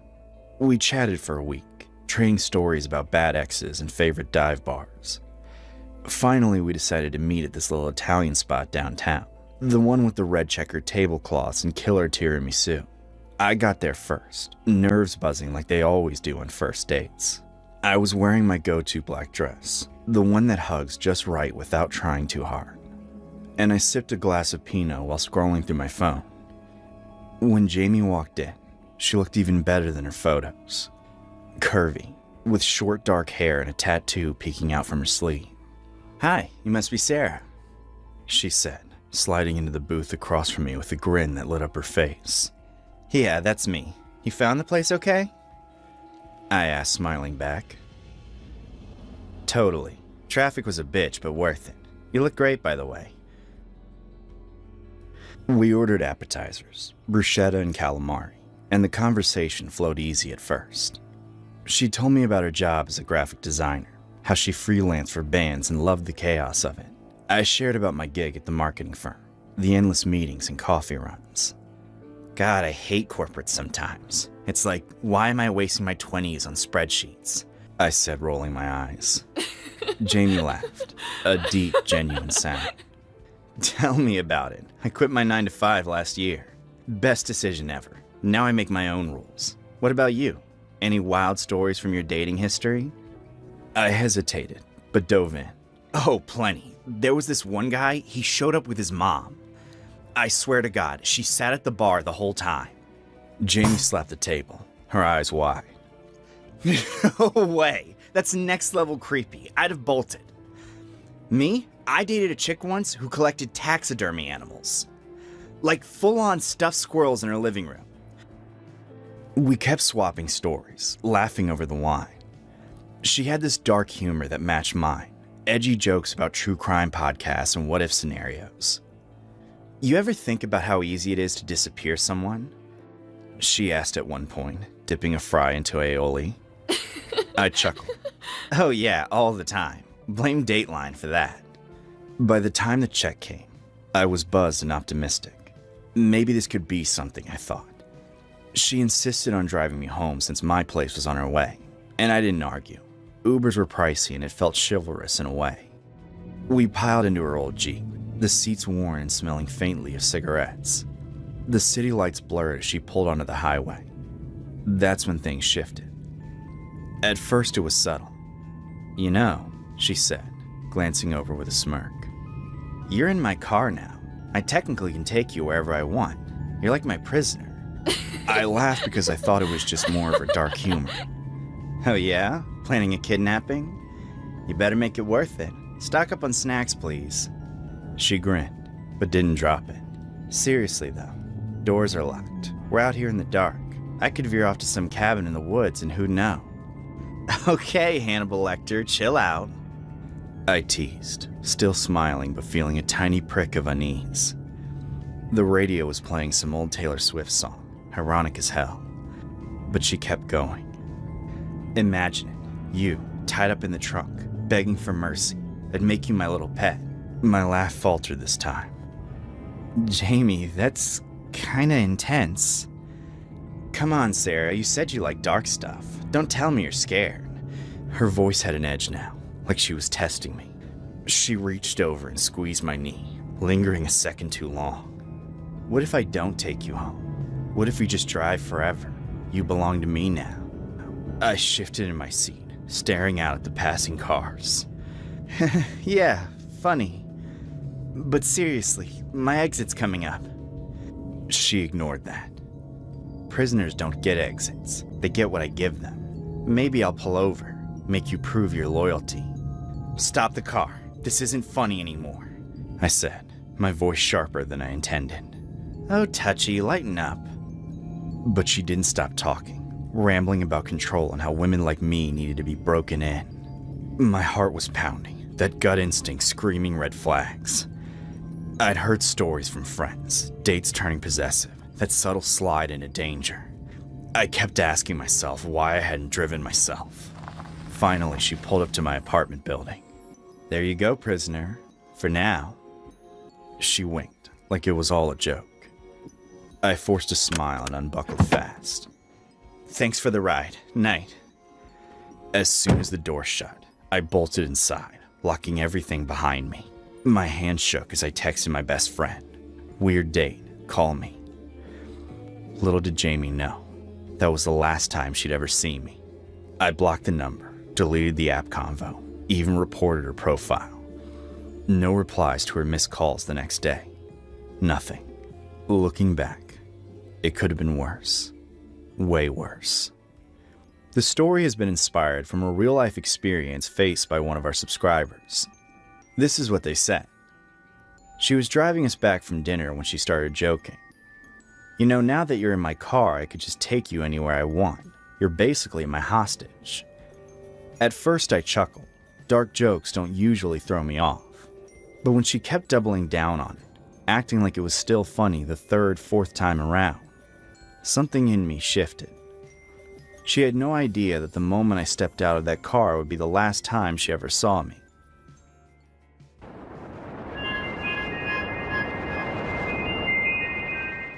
It all happened on November 16th, 2019, prom night. I had just recently got my driver's license a week before and wanted to impress my prom date, Jessica. I decided to take her to a drive-in movie after the dance. It was a great opportunity for us to be alone and for me to make a move. I had bought tickets to a drive-in theater I found on Google. For some reason, it didn't have any reviews yet. The pictures on Google made it look really nice though. It was only about a 20-minute drive from the school, so it seemed like a great option. But I was wrong. Prom ended at 11, and the movie started at 11:30, so we had plenty of time to make it. We drove straight there after the dance. When we arrived, I noticed it didn't look anything like the pictures I saw online. I figured it was because it was dark out, and it probably looked different at night. But then I realized there was only one other car parked there. It was around 11:15 when we arrived, so I figured most of the people were still on their way. Jessica and I ended up making out during that 15 minutes before the movie, which was awesome. Until we quickly realized that no one else had shown up for the movie. I checked the time, 11:35. The movie was supposed to start at 11:30, but nothing was playing, just a blank screen. Right as I was pulling out my phone to double check the movie time, I heard a car door slam shut behind us.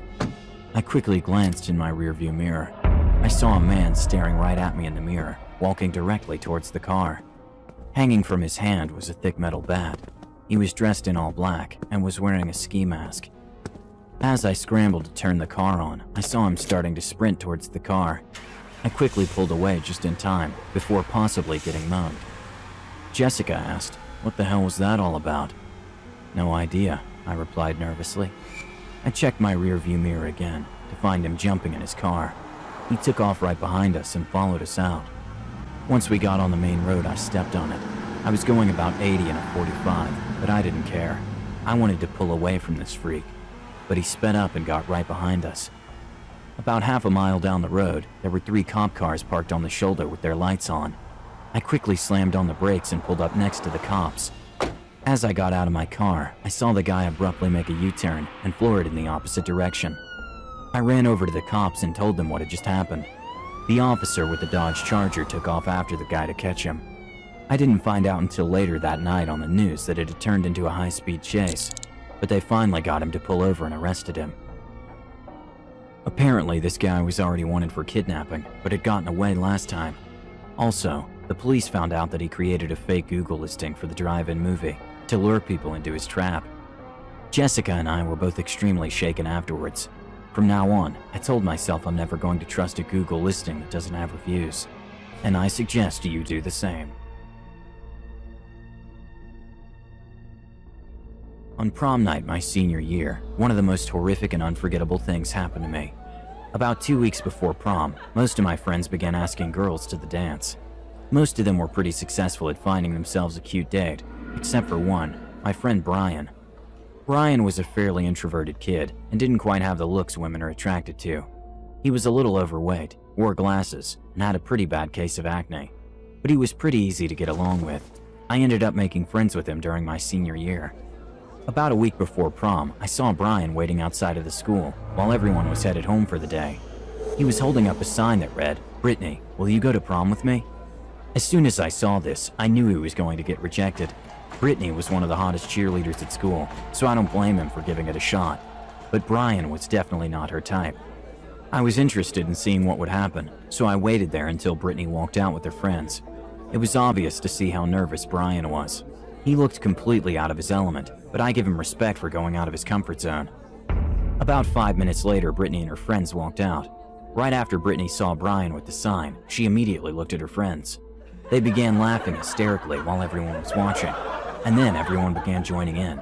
There must have been around 100 students laughing at Brian as he just stood there. He quickly realized his rejection and bolted out of there.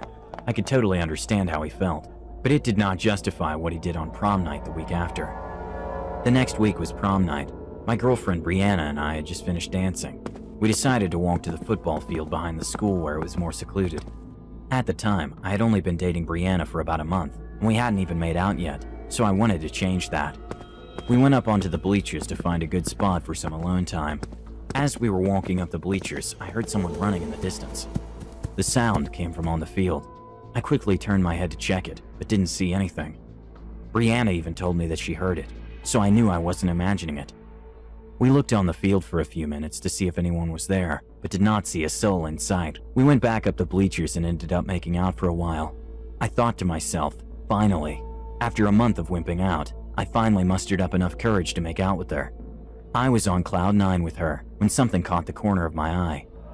It appeared to be someone sitting down at the bottom corner of the bleachers all alone.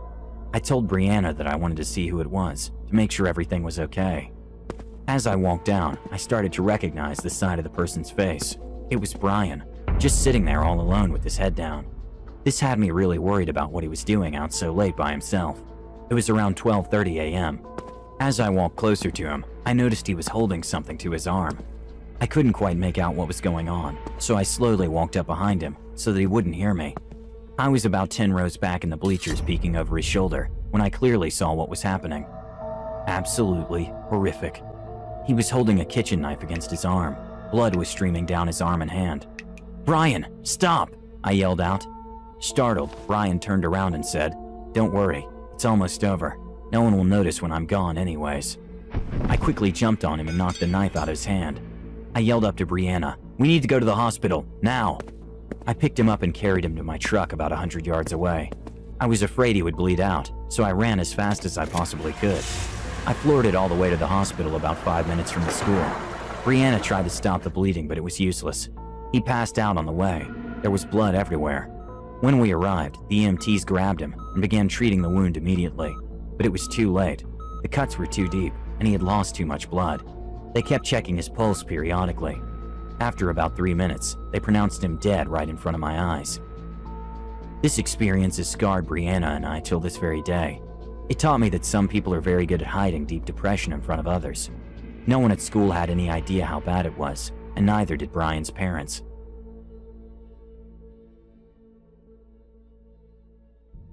The year was 2017.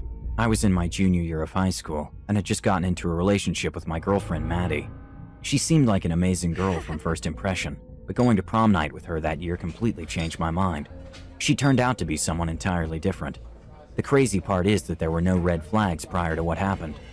Maddie and I ended up having an amazing dinner that night in downtown Denver. From there, we drove straight back to the school for the dance. On the drive back, I noticed Maddie kept turning her head to look in the back seat of my car. It got to the point where it was uncomfortable.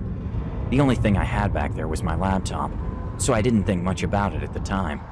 Then later that night after the dance, I went to drop her off back at her house. Something about her seemed different now, but I couldn't quite put a finger on it. It wasn't until I got back to my house when I quickly realized both my wallet and laptop were missing from my car.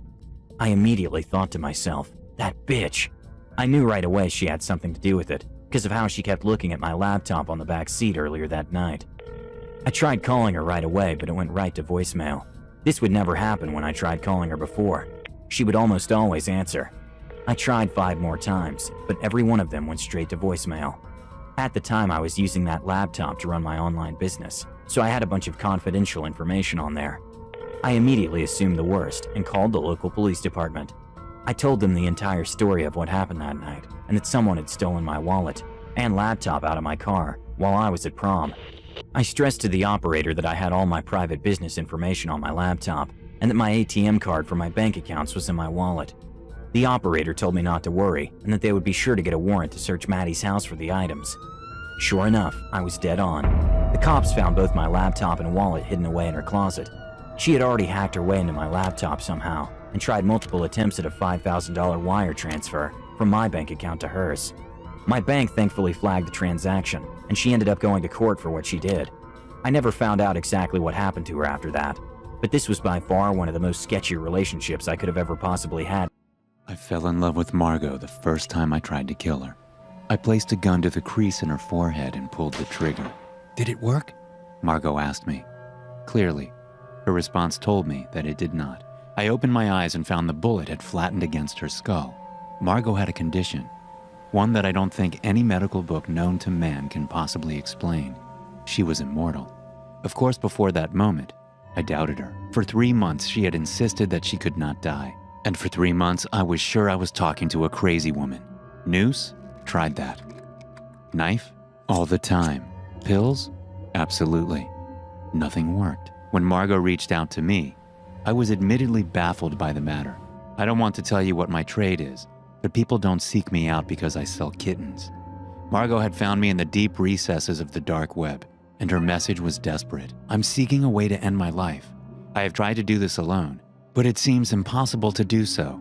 I am willing to pay the person responsible for my death a sum of $100,000 that can be changed into any currency they wish. Please contact me at margot53@gmail.com. My first instinct was to assume that this was some kind of sting operation, an attempt to lure me or one of my colleagues out so that we could be caught in the act and thrown in jail. But for that amount of money, it was too easy to say yes, especially whenever Margot made certain that my identity would be protected. She provided me documents and money before even meeting me, all of which was legal tender. I had the opportunity to leave, but this entire matter intrigued me to no end. She had money apparently from the long life she had endured, and she wired it to an account I had set up in the Caymans. Even after that first attempt, she insisted I should take it and run. She didn't expect me to stick around and figure out her problems. Margot fascinated me though. The moment that bullet fell to the floor, I found myself asking 100 questions. How long had she been like this? Her whole life. How long was that? Margot claimed she had stopped counting after year 703. Then I came to the question that probably mattered the most. Why did she want to die?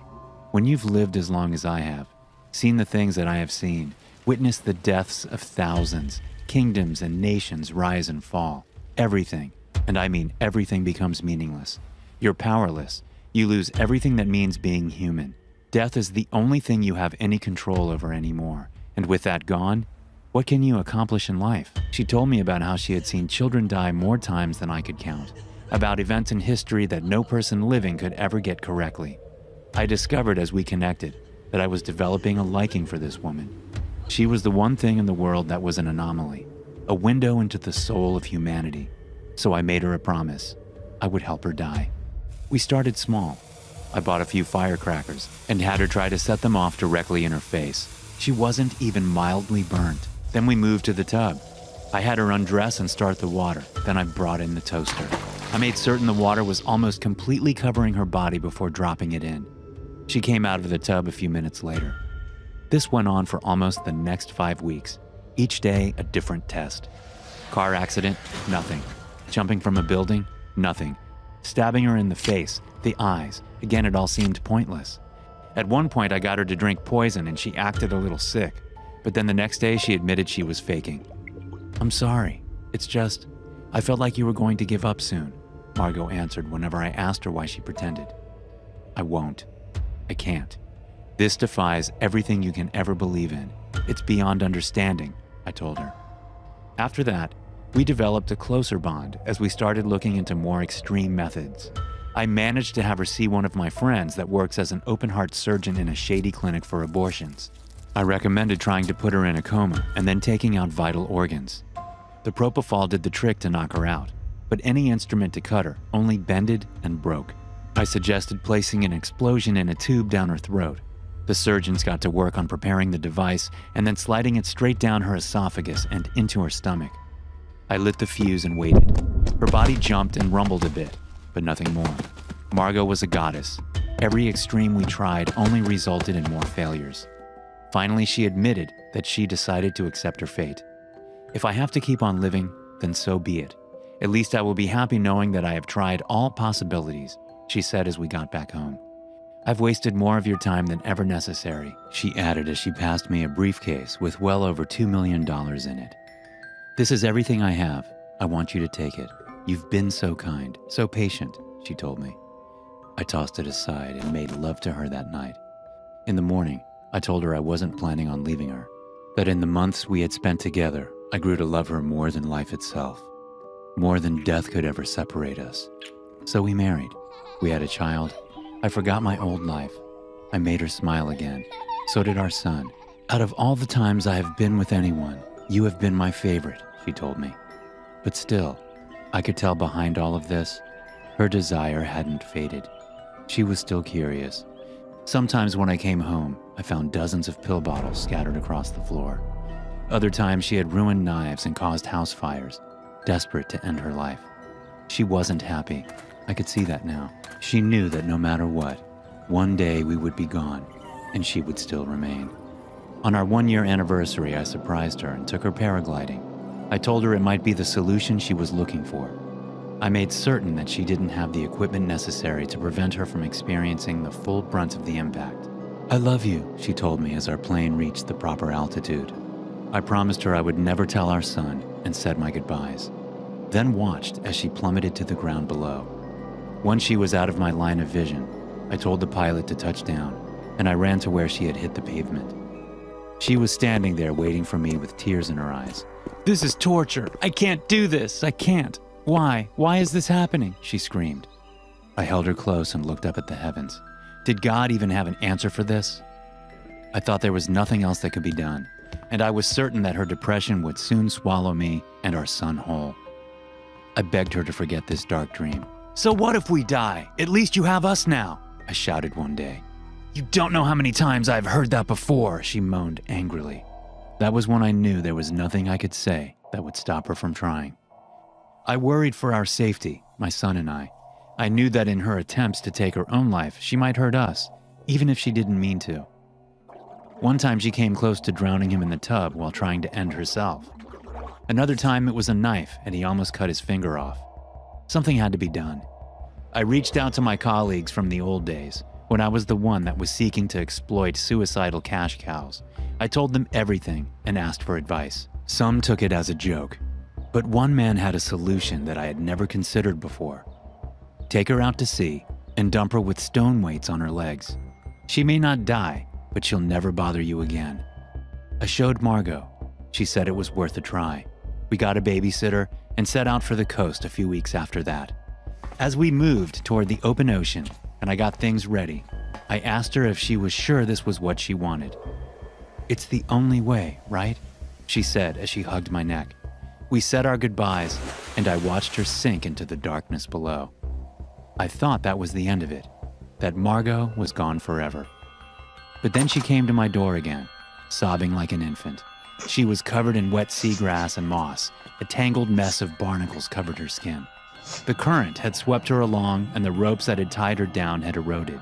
Water had filled her lungs for days on end. By all accounts, she should have been dead. Margot felt everything though. "It's hopeless! This is punishment! I just know it!" she screamed. I comforted her as our son watched on in wide-eyed confusion. I told her that we would think of something. But years went by and nothing came of it. Our son grew up and learned of his mother's condition and the sadness that crept into our lives because of it. "Why does Mom not want us? Why can't she just be happy?" he asked. It wasn't something I could explain. Margot isolated herself from us, going on trips for days to find doctors or get high on drugs or even terrorists. Absolutely nothing seemed to work though. Then one day after dinner, she tried to choke on some food and our son jumped up and tried to help her cough it up. "Get away from me! Just get away!" she screamed as he performed the Heimlich maneuver. She slapped him across the face. I stared in shock as she sobbed and ran off to our bedroom. My son only stormed out, angry and confused. This had gone on too long. I knew that if it continued, her curse would destroy our lives altogether. So I consulted the dark web again and looked into the mystic arts, spells, and tomes that no man dared read. I found one that I felt would fit the bill, and I bought it during a Christmas sale. When I showed Margot, she seemed hesitant to even give it a try. But since it was the last resort, she eventually conceded. We placed the goat's blood around our bed in a circle like the ritual implied, then chanted the phrase 6 times. We walked around the bed counterclockwise. Then I took her hand and we both fell asleep. When I woke up the next day, I was staring at my wife and she at me. But our souls had transferred into each other's bodies. She was mortal and I was immune. The spell had worked. She reached into her drawer and pulled out a gun, meekly passing it to me. "Do it. I'm ready," she said. I pressed it toward her skull, closed my eyes and finished the job. As the life drained from my body, I caressed her forehead and watched her breathe her last. She said 2 words, "Thank you," and then she was gone. That was so long ago. When I watched my only body fall into a grave, when I explained to my son that now the curse was upon me. He will be on his deathbed, and I will only watch in horror as he slips away. Margot was right about this curse, and it's one I carry now, one that holds a further curse upon me. For the spell said one thing that I never told Margot, that I could never go back to the way it had been or transfer again. But now that I have seen through her eyes what the hell is like, perhaps it is time that I start to explore this world and discover exactly what it means to die. And maybe along the way, I can learn to live. Richard Saxon wrote this story and many others for this channel. He is coming out with his first book April 22nd. If you want to help support him and this channel, you can pre-order his book now. It is only $2.99 or free if you have Kindle Unlimited. I don't know how you'll receive this message, but you need to wake up. Those were the words I found plastered on my television screen. I was mere moments from drifting off to sleep. My wife lay peacefully in my lap. She'd already fallen into a peaceful slumber as we watched an old gangster movie that had dragged on for a bit too long. Still, the words alone were enough to jolt me back to attention. They just lingered there on a plain black screen. After a few seconds of staring, the text changed. "Please, wake up," the screen said. It was just past midnight, which was an issue all on its own as I had work in the morning. But on the other hand, I wasn't entirely convinced I hadn't fallen asleep. It might just have been an odd dream. But then the text changed again. "Wake up, Devin Larson." That wasn't my name, nor was it the name of anyone I knew. It was just a random bunch of letters thrown at my screen, interrupting my leisure time. I looked over at the time, an old grandpa clock with hand-carved symbols I'd never been able to decipher. It read 2:54 a.m., meaning almost 3 hours had passed since the first message popped up on the television. Yet to me, only a single moment had gone by. By then, panic had started to rise within my body. I gently shook my wife, trying to wake her up. "Mary, please look at this," I almost begged. She let out a quiet groan of resistance, but didn't wake up. As I stared at her peacefully lying there, my mind started to drift back to our first date. We'd met on the pier at the beach. Her hat had blown into the water, and in a futile attempt at impressing her, I dove in after it. On my way back, I slipped on the rocks, and she laughed as I tried to get back up. She thanked me, and we had an ice cream cone together. It was a perfect day, almost unreal. Why that thought intruded my distressed mind, I didn't know. In a way, it felt as if my mind was trying to repress what I'd just seen. Then I heard the sounds of men talking, which snapped my attention back to the television, which was playing a documentary of sorts. I could just barely pay attention to what the men were talking about. 100,000 people in a world full of lies, all trying to find their way out, the voice said. Had it all just been a dream? Had my tired mind partially drifted off to sleep, causing me to hallucinate? Whatever the case, I decided it was time for bed.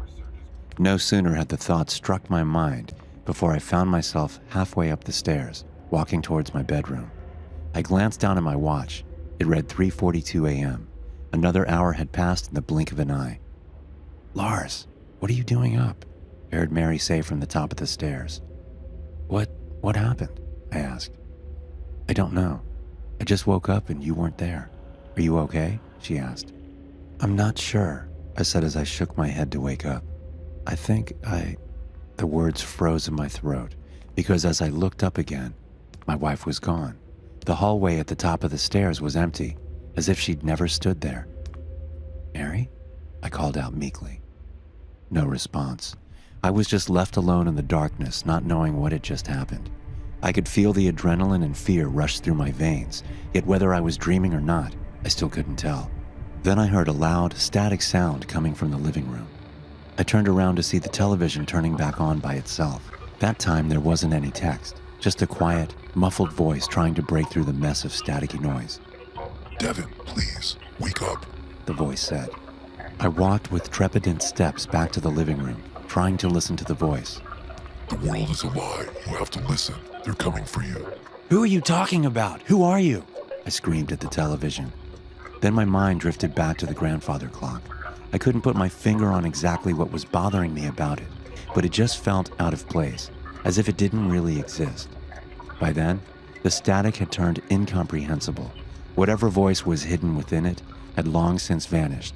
There I stood, before an innocent clock that was scaring me half to death.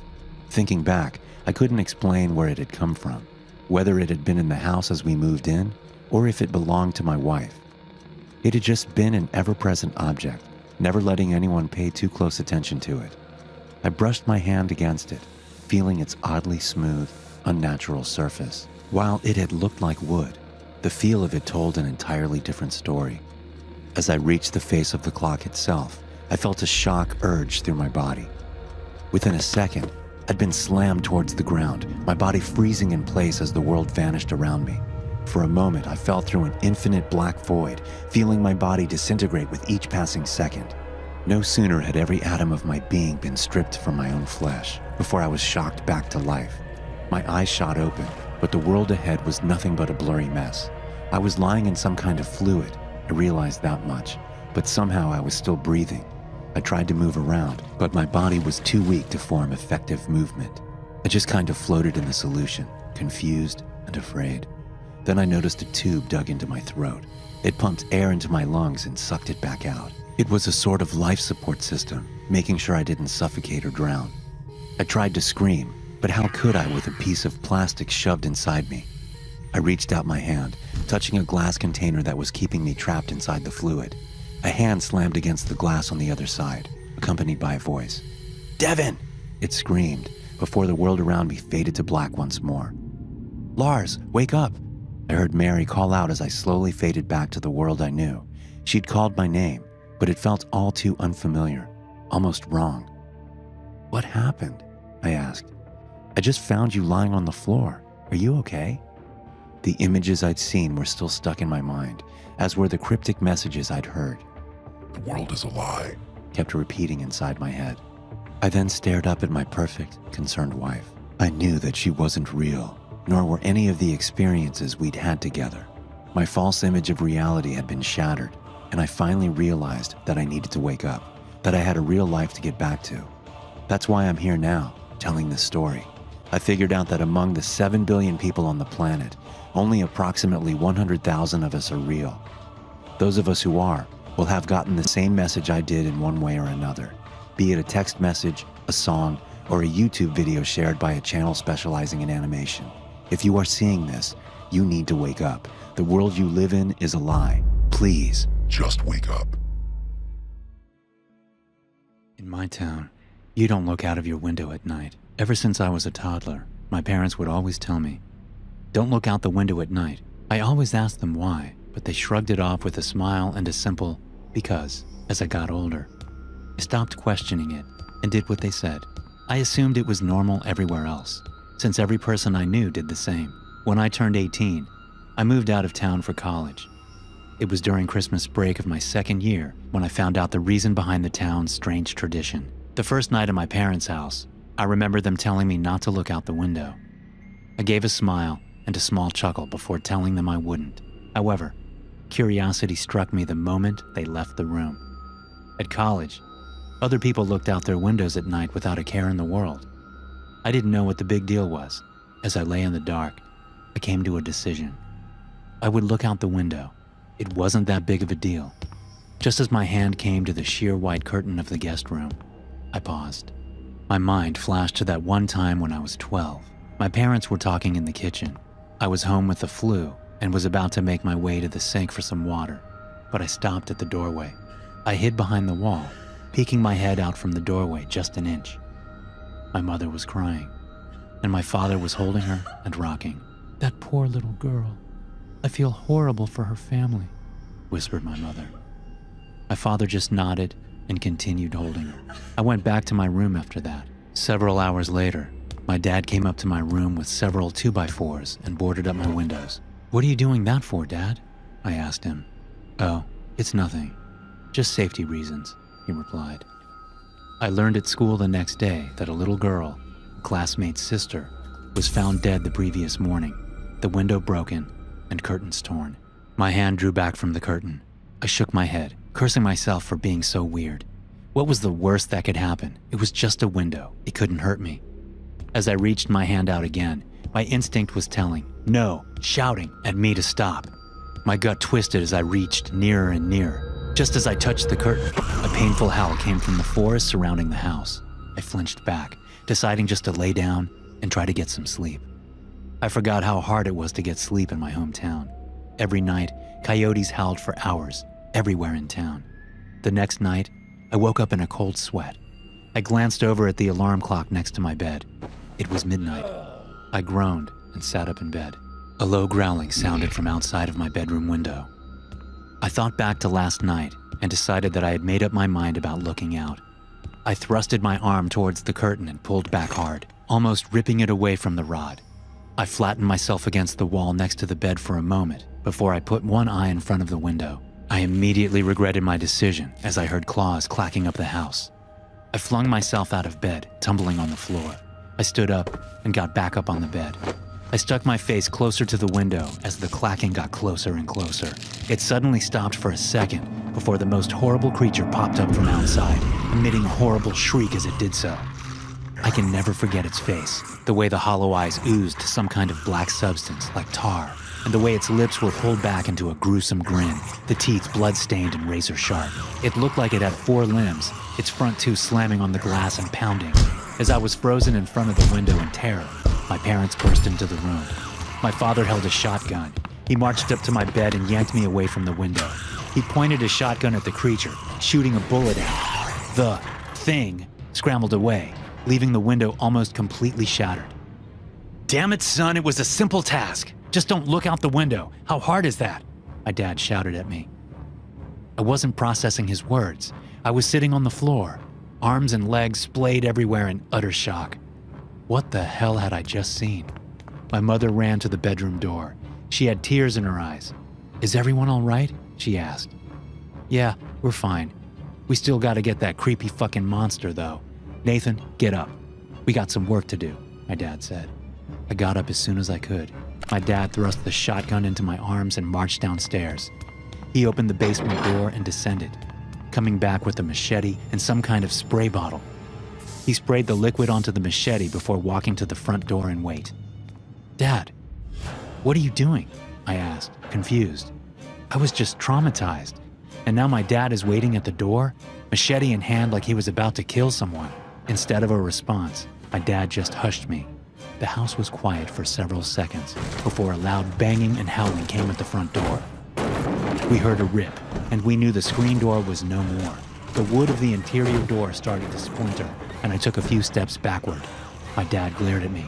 "Nathan, now is not the time for this. Point the goddamn gun and get ready to shoot." I aimed the gun at the door, trying to find the spot where the howling was coming from. The door was strong, but it wasn't indestructible. The creature burst through the door, and I pulled the trigger in a moment of terrified panic. My dad knelt down and brought his machete down on the abomination's head. The howling ceased, and my mom rushed forward with a tarp to cover the spot where the door was destroyed. "Honey, are you okay?" my mom asked for the second time that night. She came up to me and kissed my cheeks, as if to make sure I was still there. She went over to my dad and did the same. "We're okay, Martha, both of you. Get in the basement. I gotta clean this up." "Basement? Why the basement?" I asked. Everything was going by at the speed of light, and I couldn't help but question everything that was happening in the moment. "Let's just get in the basement. Your father needs to clean up," my mom said, grabbing my arm and pulling me to the basement. We sat on the couch down there for what seemed like hours before my dad came in and put the machete up. He sat on the chair in front of us with an exhausted sigh. The 3 of us sat in silence for a few minutes. In that time span, my brain was able to come up with a coherent sentence. "Dad, what was that thing?" He just looked up at me, eyes dark, and said, "Where do you think that howling came from?" Thanks for watching, and don't forget to check out the Dr. No Sleep podcast available on Spotify, Apple Podcasts, and many more. There you will find a plethora of bone-chilling horror stories to listen to. Also, be sure to subscribe and turn notifications on to stay tuned for new videos.